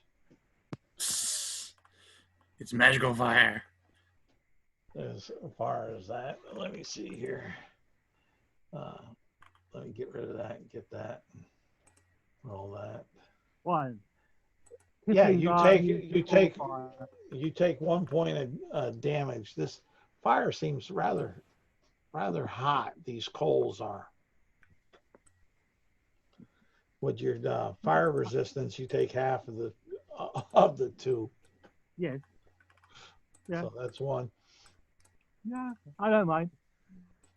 I sort of like look at my hand, Yeah. but It seems hot. There's not a burn mark, but you could feel the damage from cooking, kind of, instead of outside, but from within. Almost like a microwave would do. Okay. I sort of say, very interesting. But yeah. Family secret, staying back. Well, little man, I am interested in a pot. She tosses him a silver piece. We don't take money here. Cyrus don't allow it. Really now? But we are hungry. Well, go get your kit, and I'll serve. But you stand back away from my fire. This is a secret, family secret. What is it? Toes of gnomes and eyes of warts. No, it's tail of tieflings. I am amused by your little sarcastic tongue. You guys can still hear me, right? Oh yeah, no problem there. I was able to hear you then. I don't know if you were talking before, but Yeah. But if you do not be careful, little one, it'll be goblin stew that will be serving next. Well, Cyrus, I have you for that. He loves my specials that I put out once in a while. So mind yourself. Besides that, I'll holler for the guard. Now, let's play nice. But, I am playing nice. I am being nice to the little goblin. But there again, what can I do for y'all? Well, we're here to grab some grub. Okay, get your kit and I'll serve you up. All right, I got my kit with me. All right. And he'll serve, he'll put the ladle on and he'll pull it on up and he'll pour it on the one side and then he'll go over and stop the roasting birds and he'll pull one on out and he'll cut it in half and he'll give you a half. There you go. And then he'll latch it back up and you'll see it start turning again. I'll do as he says. All right. Pick up a kit. I'll grab my kit as well. Same thing. All right. You'll end up with some stewing bird. Bird and stew, one might say. Yes. Ah. You cannibal, you empty cup. Yeah, sure. I'll just wait for somebody to actually say it in game, and then Yeah. I'll respond. But it'll be very tasty, very good. You'll the soup or the stew would have a wild, undescribable taste, but you'll have some nice hunks of meat that are in there, and the flavors will be that of one would think of almost in real life of maybe alligator, along with a bit of cayenne and chili and like that flavor mixed on in with it. You'll see you'll each have a little bit of a turnip that's there, and some onion and bits of garlic. Mm. So as we're eating, and it's getting more later into the night, ultimately, it's what these men described. They said they were attacked by lizard men. Lizard-like. Well, lizard-like. They also said that they were attacked on the second day. Both groups were attacked on the second day. Yep. We do have the captain, which is mindless, and we have these green bottles that are being thrown that apparently eat people or something. Yeah. Perhaps tomorrow we can visit the temple and see if they know what caused the captain's mind to break. All right. And ultimately, I'm talking to Delight and Yeah. I Right. all right Yeah. for me. Yeah. I was just considering how my character would respond to that.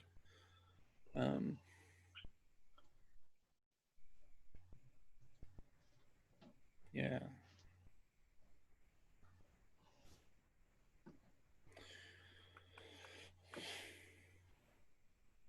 Yeah. Seems so my character's response will probably say a good traveler has no fixed plans and is not intent on arriving. And all she will say is, these creatures sound formidable. Perhaps a good tickle. I've got perhaps a good tickle here and there with my little feather to bring them joy and laughter. there's nothing that cold hard steel can't solve. But the pen is more mightier than the sword.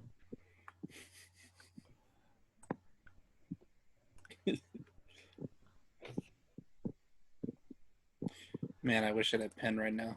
Yeah. Oh, I do have a writing kit. Yeah, I pull out a feather pen, a quill, and I kind of look to Brian and I say, "You have a sword." On God. Yes, I have a sword. So what? It is a metaphor, I say. Words can be hurtful, but also cunning. A sonnet of 1,000 words can bring a man or woman to her knees in sorrow and in tears, just like a sword. God damn it, this is so stupid. And I hate the fact that we made these characters. I say, the truth is not always beautiful, nor beautiful words the truth. I feel sorry for Brand is who I know. I feel sorry for Brian. I feel sorry for us. It's a great group so far. So It's ridiculous. Fun. It's, All right, so that happens again for a while. Yeah. Keeps happening. But I think what Emptying Cup would eventually say is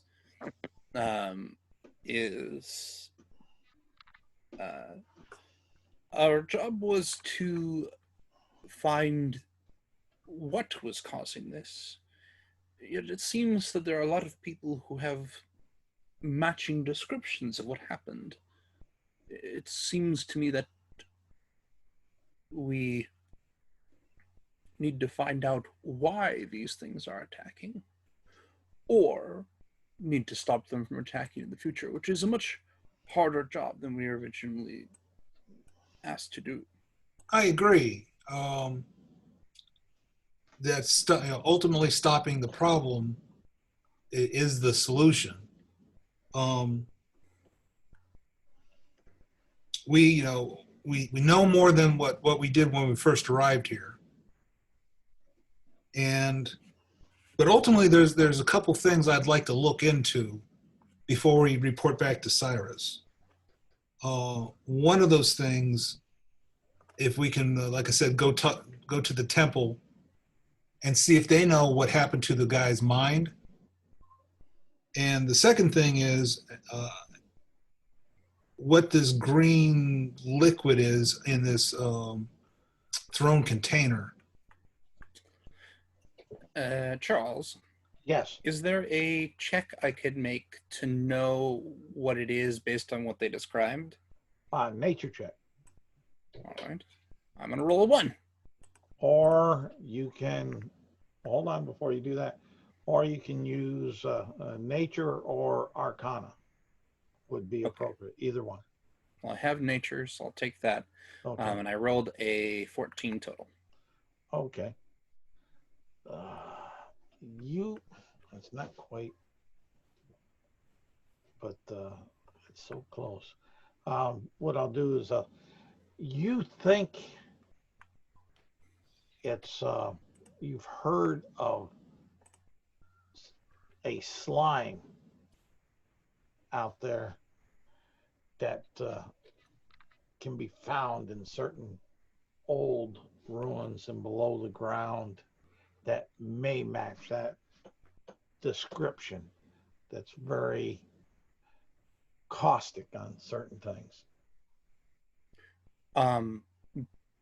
Do I know whether this slime... Actually, no. So what my character would say is, oh, well, if you wish to know about these slimes, these vials that they were throwing, there's a good chance it was a type of creature found underground.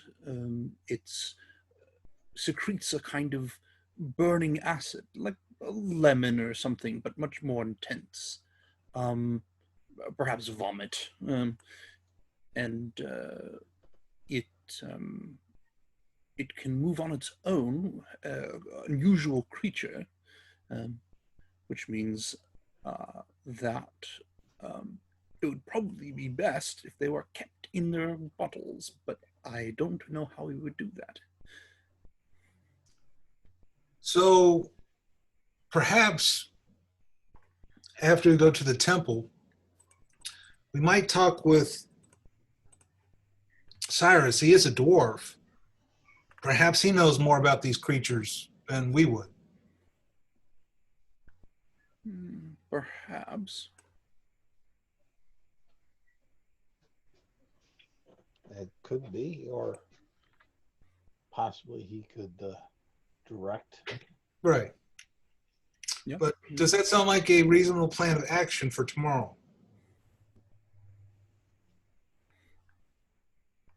We are not paid until we complete the job. We are paid by the month.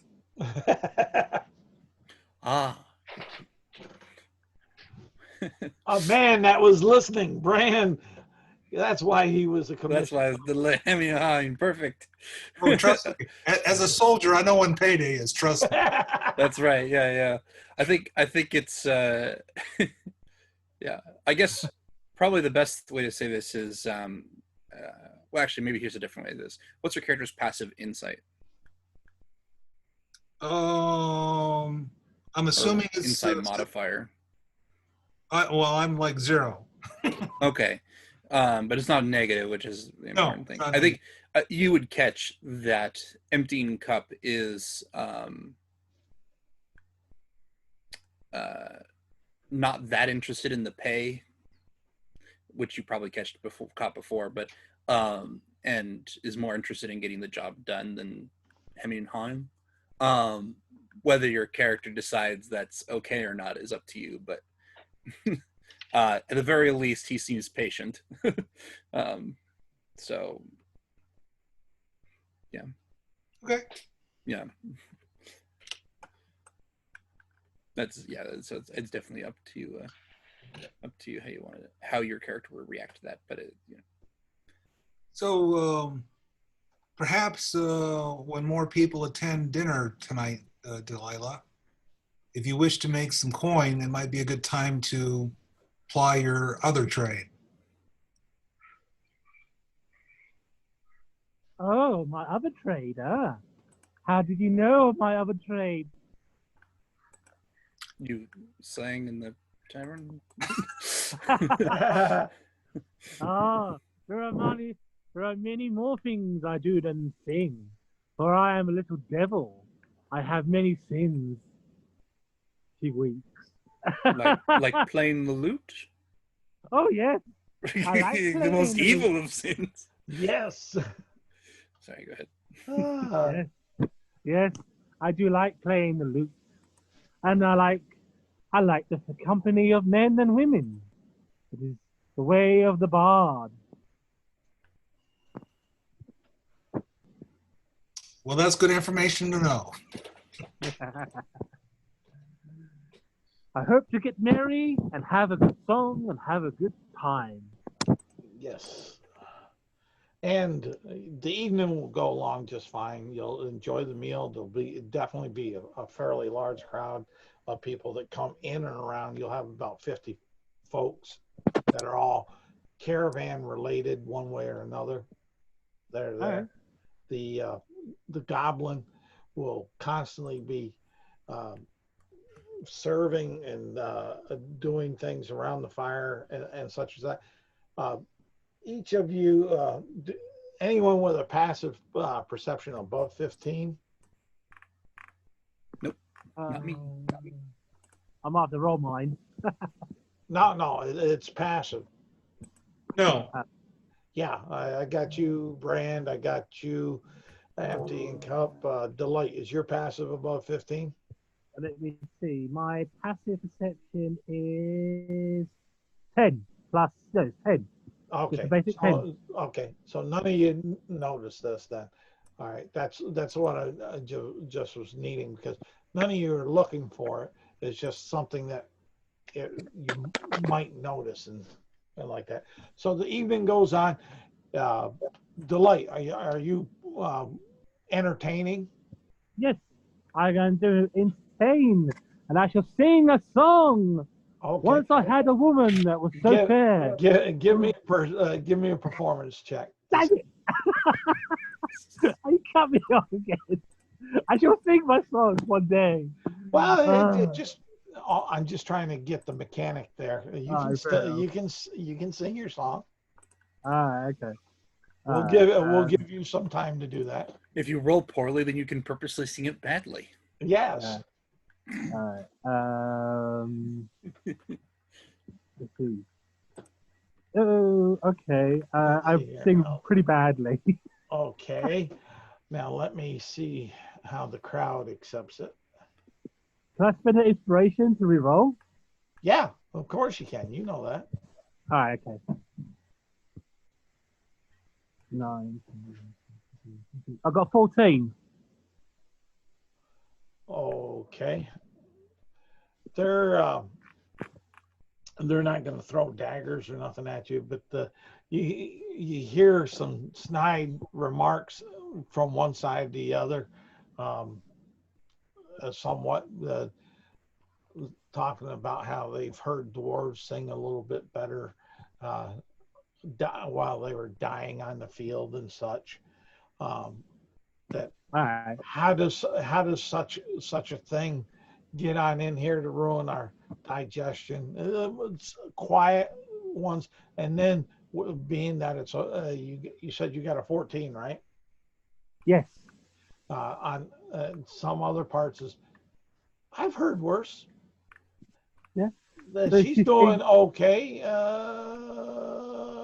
They'll draw, kind of like they're not wanting to buck the tiger, but yet they're trying to help you out somewhat. I shall sing a song. There was a lady with golden eyes, and the doctor said she would die. So I emptied her pursued to lift her curse and prayed to stay alive. She woke the very next day, hard in hand and grave she laid. But the secret part of the story from the start, that you assumed that the doctor was a man. Okay, alrighty. That is So my thing. so you're doing all that. The evening goes by basically uneventful, maybe mournful, in the sense of the song, depending on what side of it that you put yourself. The crowd that I was talking about, they kind of rolled above your your performance, so they kind of like for a general reaction. Um, and it's a starless night, not cloudy, just for some reason just doesn't seem to be a lot of stars that you're seeing, and you're having your evening there, sleep well, you get on up and such, and in the morning, and you'll see this goblin out there uh, with cooking a breakfast meal, and but his pot's not there.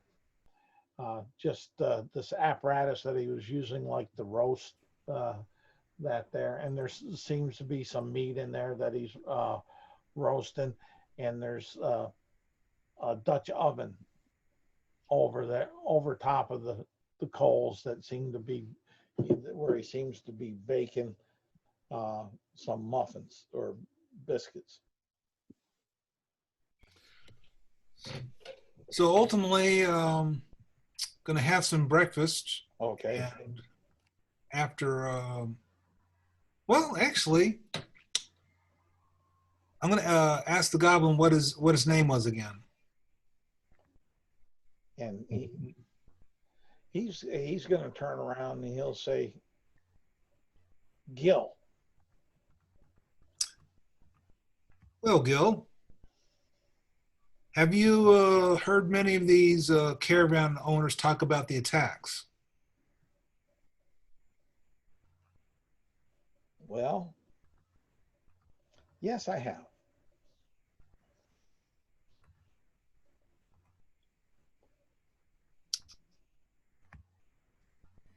Um, it's my understanding that some type of a lizard or lizard man are the perpetrators. That's what they say. I don't know myself. I think they get into their cups out on the trail, and they see things, and they become embarrassed and don't want to confess that they were actually breaking Cyrus's policy of no libations on work.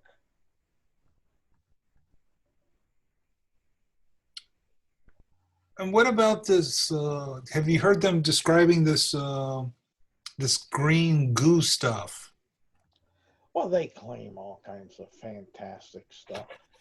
As far as that, who knows? Who knows? I know growing up as a child, my mother used to tell stories about certain parts of the caverns to stay away from because the cavern would eat us. But you know how mothers are. they try to keep us in check with fearful tales to stay away from certain areas. Yeah. Do you know where the temple is that the captains are recovering in? Oh yeah, that's real easy.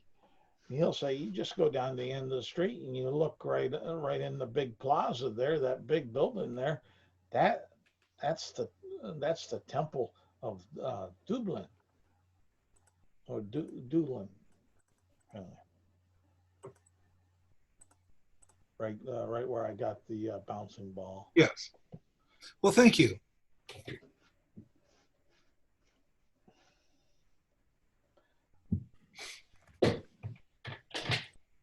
Should we head there then? Yes. Or should we let's go. ask him about the ooze? Well, he didn't seem to know much about it other than what his mother was telling ghost stories about. No one to even who might know more? I still think probably Cyrus would be the one to ask. Oh, we're not speaking to Cyrus? Sorry. No, the goblin. Okay, got goblin. it. Okay, blurb. Start all over. Yeah, I'm the ready. goblin. I'm ready. So when you guys are ready, let's go off to the temple. Fine. All right. I'll follow. All right. We'll say you got up about 6 o'clock. Nice morning. Sun's out. Fairly warm breeze. A little bit of dew on the grass as you were walking over to get your breakfast. You go on up, and as you get to the temple here, you'll hear all different kinds of chants going on. As far as that, you'll see multiple symbols up above on the wall, on the doorway, going on into the temple. Okay. Almost like it's set up to be multi-denominational in our sense of a common worship place, since it's so close to the caravan leaders' tents and such, trying to service them all without letting some of that riffraff get further into town.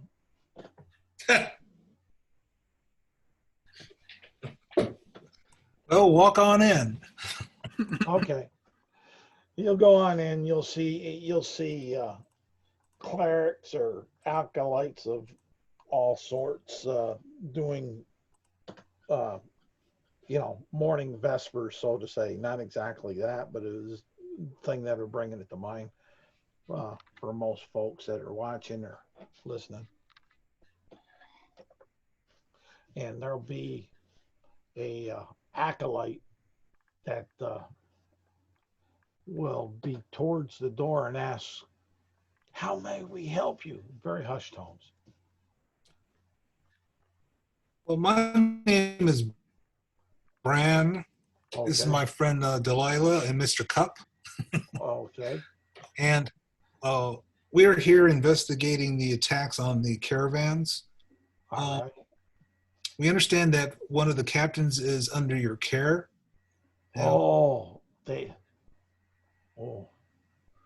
They've been working so hard to try to.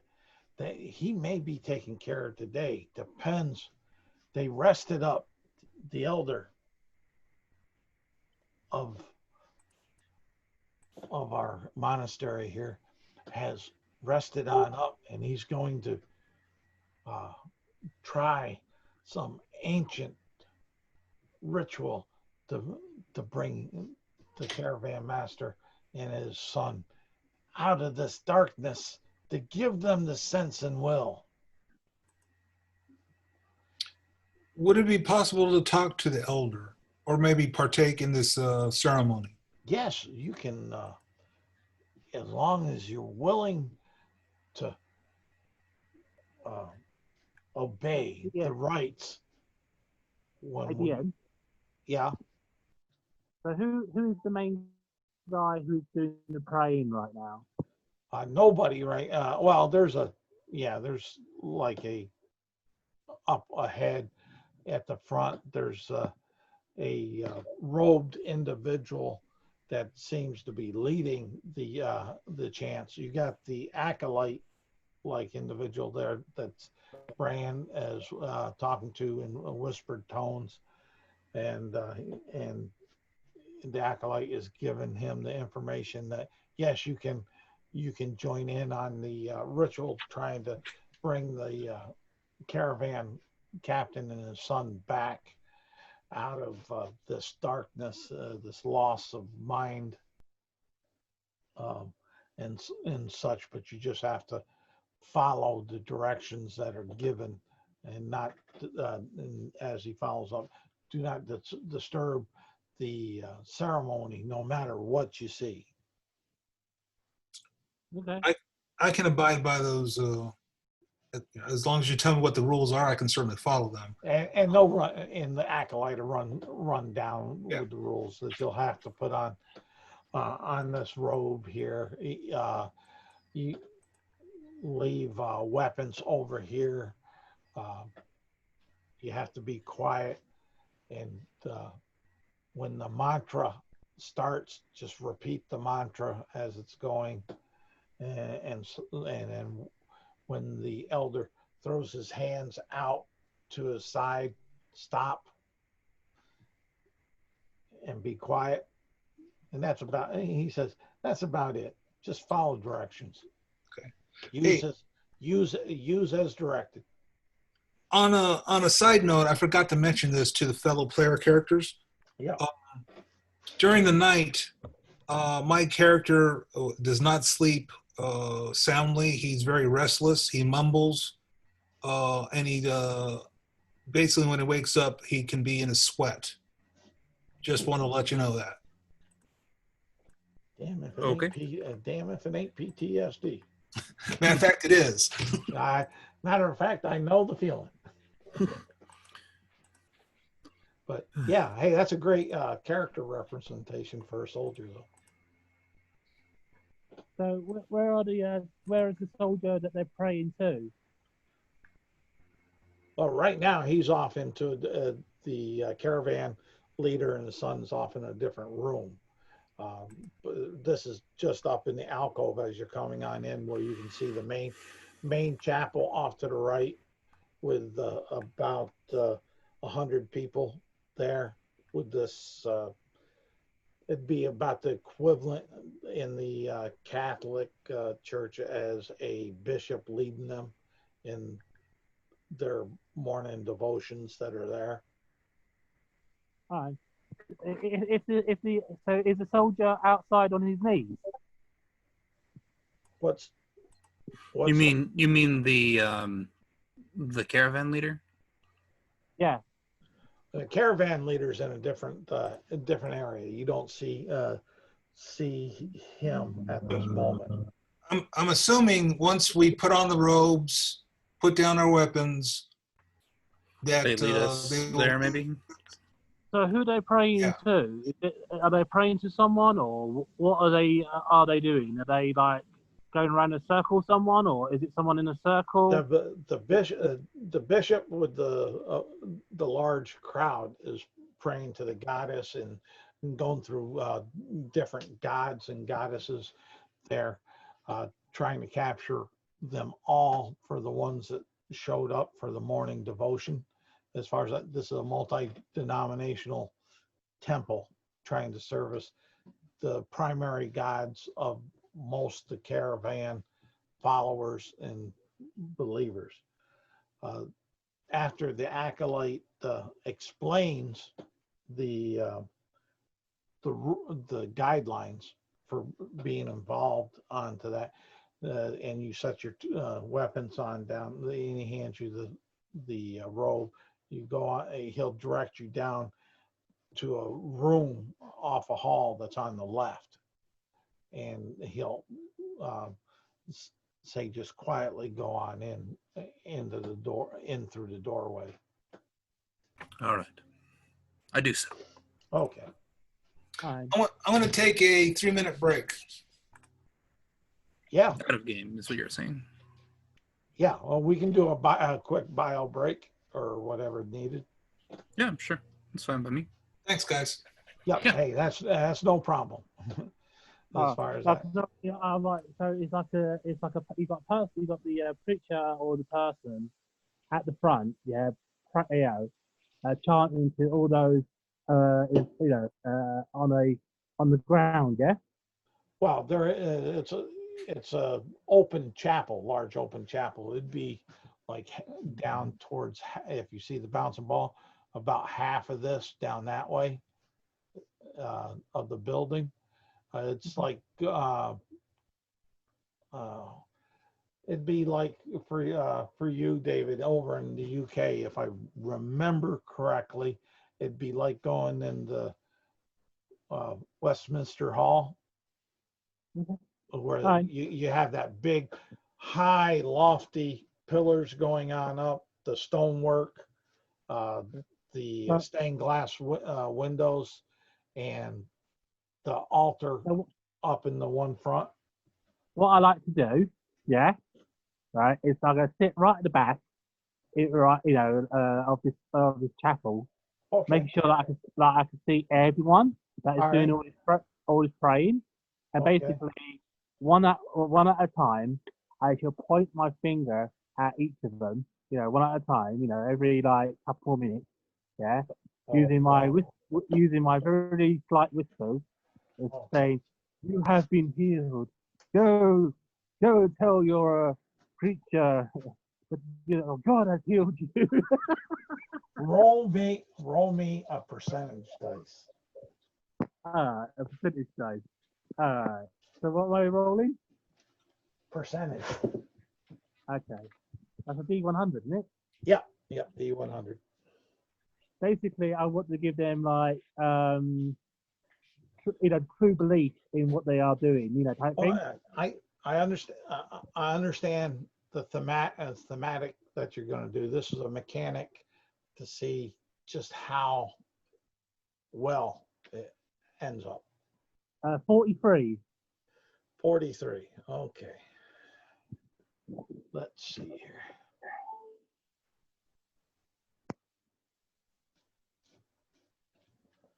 Ooh. What? No. Okay. Wrong dice. Let's see here. Roll that. Still. Ooh. All right. You're doing all that. That's going on. As far as that. Empty cup and Brand, you're going on down the hallway to the room. So you go on down there, and you go on in, and you'll notice that there seems to be about 12 people in robes around, and there's this really and it's not going to take much. It's not much of a perception to see this ancient old elf doing this ritual over these two bodies. And the bodies, you can tell are breathing. You see the chests go up and down. A teenager and a adult male, which you're taking for granted is the son and caravan leader.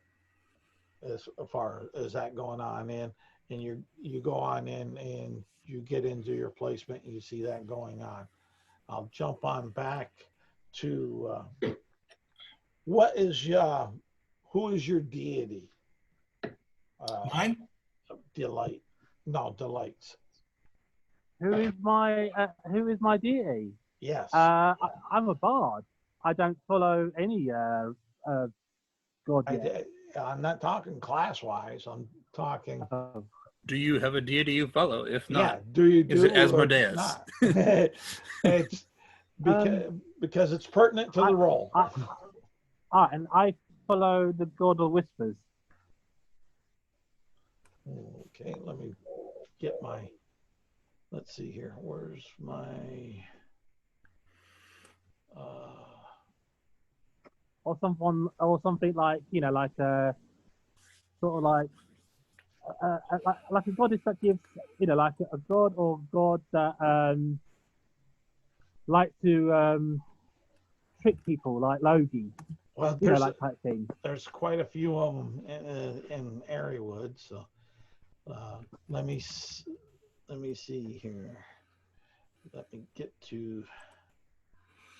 So someone who is tricky, you know, someone who likes pulling like a little prank now and again, like Loki.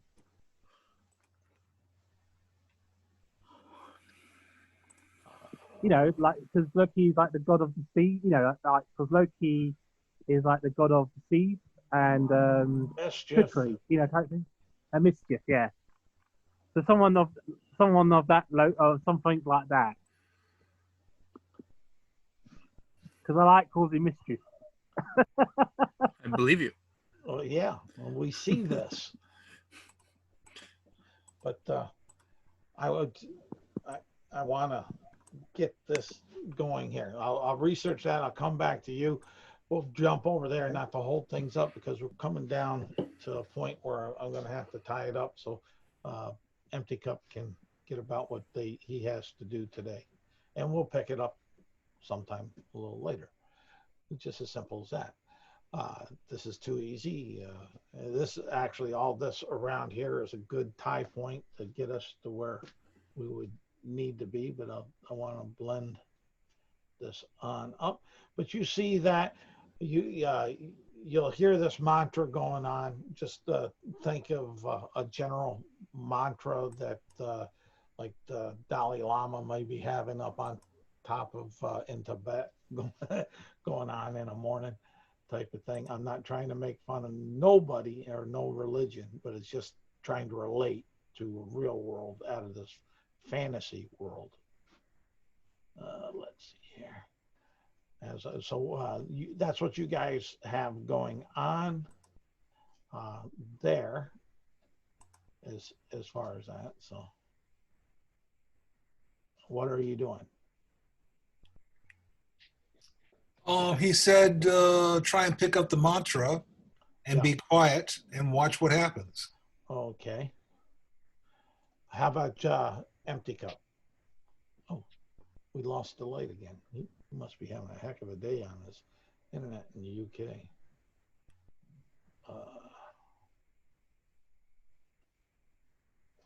Get my eyes on. So, what do you? What's Empty Cup doing? I had gone with Bran. You're already in there. Bran's gotten himself down, and if I'm tracking right, getting in rhythm with the mantra. Yeah, I'm doing the same, but it's a little awkward probably because I can't say things that I haven't heard before, so I'm just using the person who's actually saying the mantra's voice. Yeah, okay. Which is fine. I just, gotta quietly say it a second time or whatever to go a little along with. But it's just like he's hearing an echo, basically. Yeah, and that's not a problem. Just give me, just so I know just how close to it, a performance check. Everybody, or just one? Just Empty Cup. Yeah, it's, the feature actually has a stat for it if you want me to use that. Yeah, use that then. Okay, I'll do that. I was just looking for a way to. 5. All right. So he can tell it's not his own voice. Yeah, probably. And you're just behind enough, so Right. It does sound like a distorted echo. Let's put it that way. Not that it's causing any problems, and as far as that, let's see here, and doggone.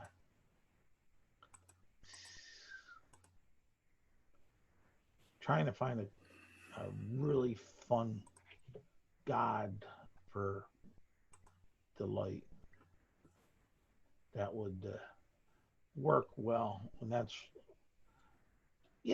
okay. Yeah, you'll hear this Ooh, that's nasty too. You'll hear this very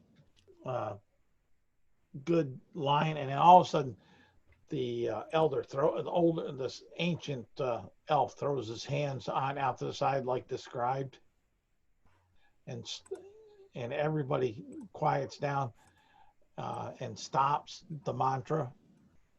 Do you got empty cup and brand? Do you stop along with it? Yep. Yeah, I'll follow the Okay. direction.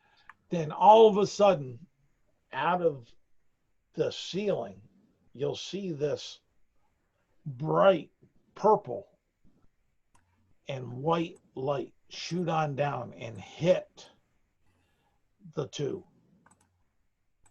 and hover over them. And then the elder will bring his hands back into his side, fall to his knees in exhaustion, and the two will slowly sit up and act normal.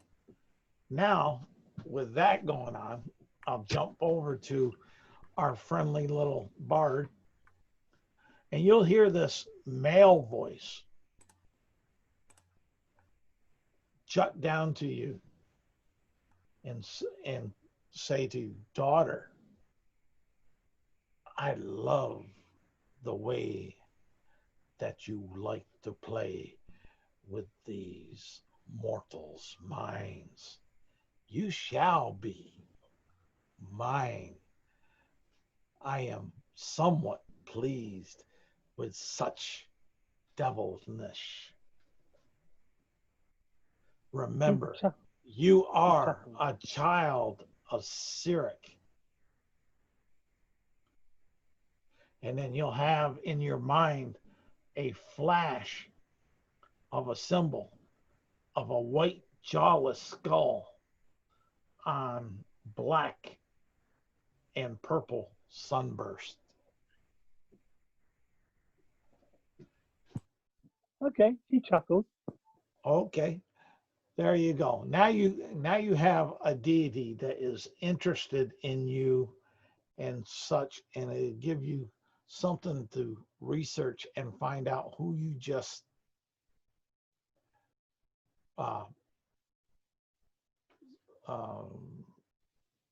drove the interest onto you for your activities. The slowly. What? Would you be able to put his name in the chat for me? Oh yeah, that's no problem at all. It's C IRIC.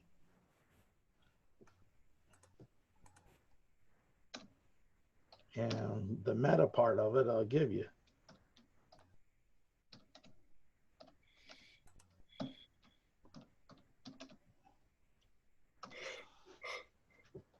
There you go. That's who you have curried some interest of. And he is in the Airywood Facts book. I know I have a good read of him when I have a chance then. Yep. So you have that going on with you. Delight.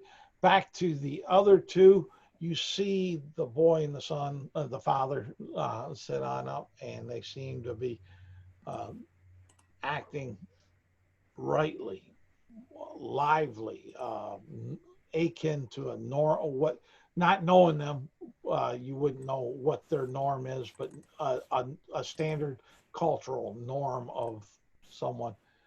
And you see the elder on his knees, breathing heavy and like that. And you see the others going up and helping the other two up off this this black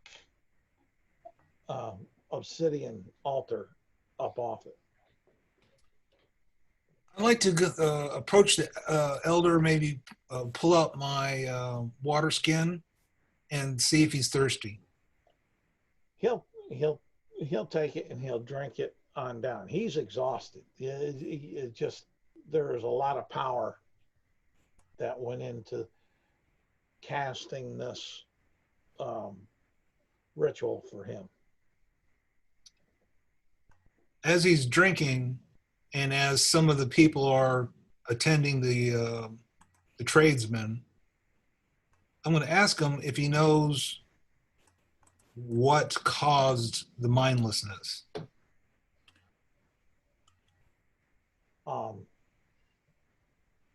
He'll say no. Hmm. Just the only thing he'll say is it was powerful. Okay.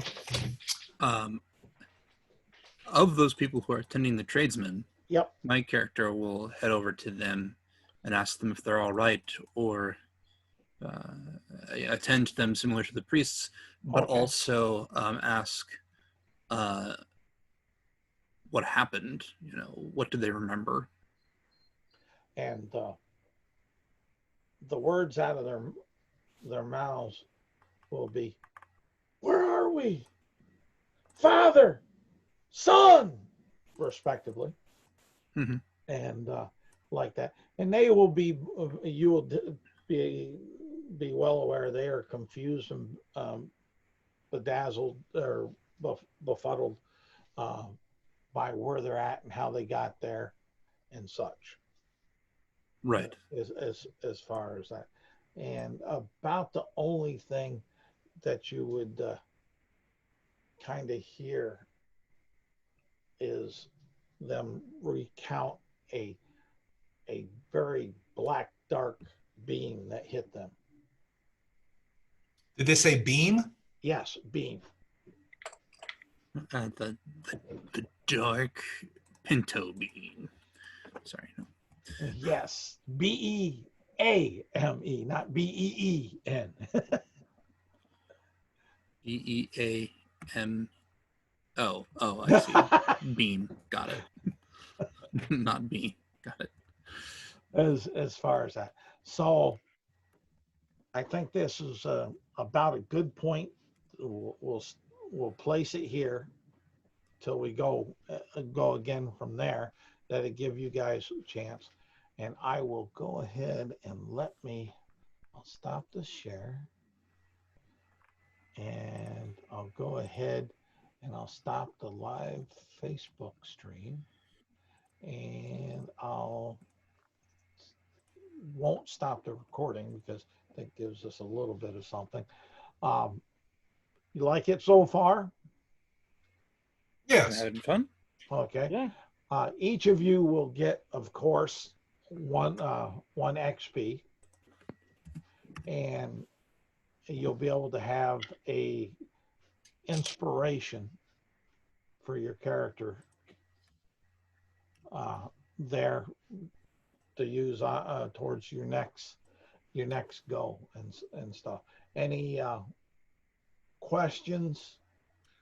So if I understood the experience points correctly, 1 XP will get you second level. Correct. Then you need a total of 3 to go to the next level.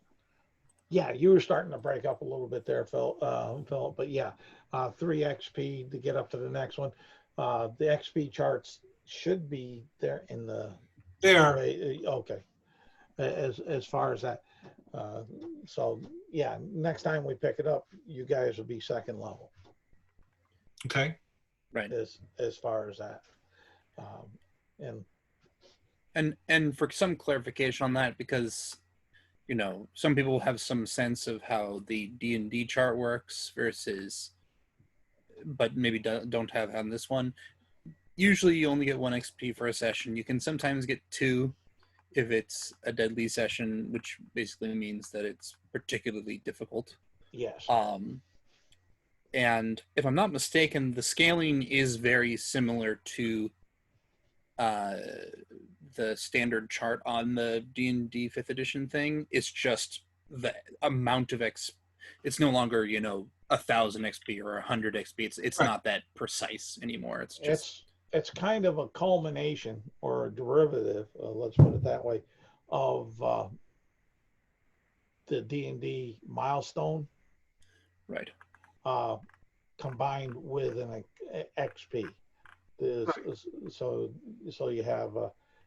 you have a sense of that, and that if for some reason that you wanted to take the character out and play into a one shot with somebody because it was like that, I don't hold you back from your characters. The group doesn't hold you back from the characters as far as that. But it's just that when you come on back into a game here, it's where you left it. Let's put it that way. Yeah, but it's easy to translate over to what level or experience that they would have, because if you can tell, like at second level, you would have X at the starting level of XP if you were going into a game that used the XP system. Right. So and I got a such. question. Okay. So I just found out that my god, that the god you give me is chaotic evil. That's So right. does that mean I have to be like chaotic or evil to follow them? No, you're not necessarily following him. Like I said, he has taken interest of you because of your actions that delighted him. That's why I had you roll percentage dice and such. You're in the middle of a temple with a whole lot of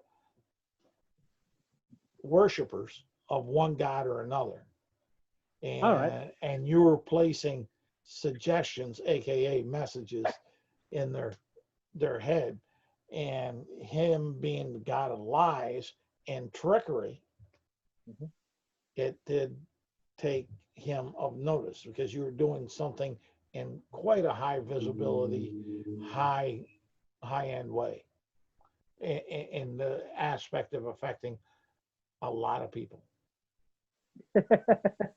So yeah, she is a very deceitful woman. So that's why, and that's the why onto that, and that's who has your interest. And later on in gameplay, it may come on up. And he gave you what his symbol is. What you do with this is up to you as the player and the character. Okay, cool. Sounds good. All right. Any other questions before I stop the recording? No. Nope. Okay. I'm doing great.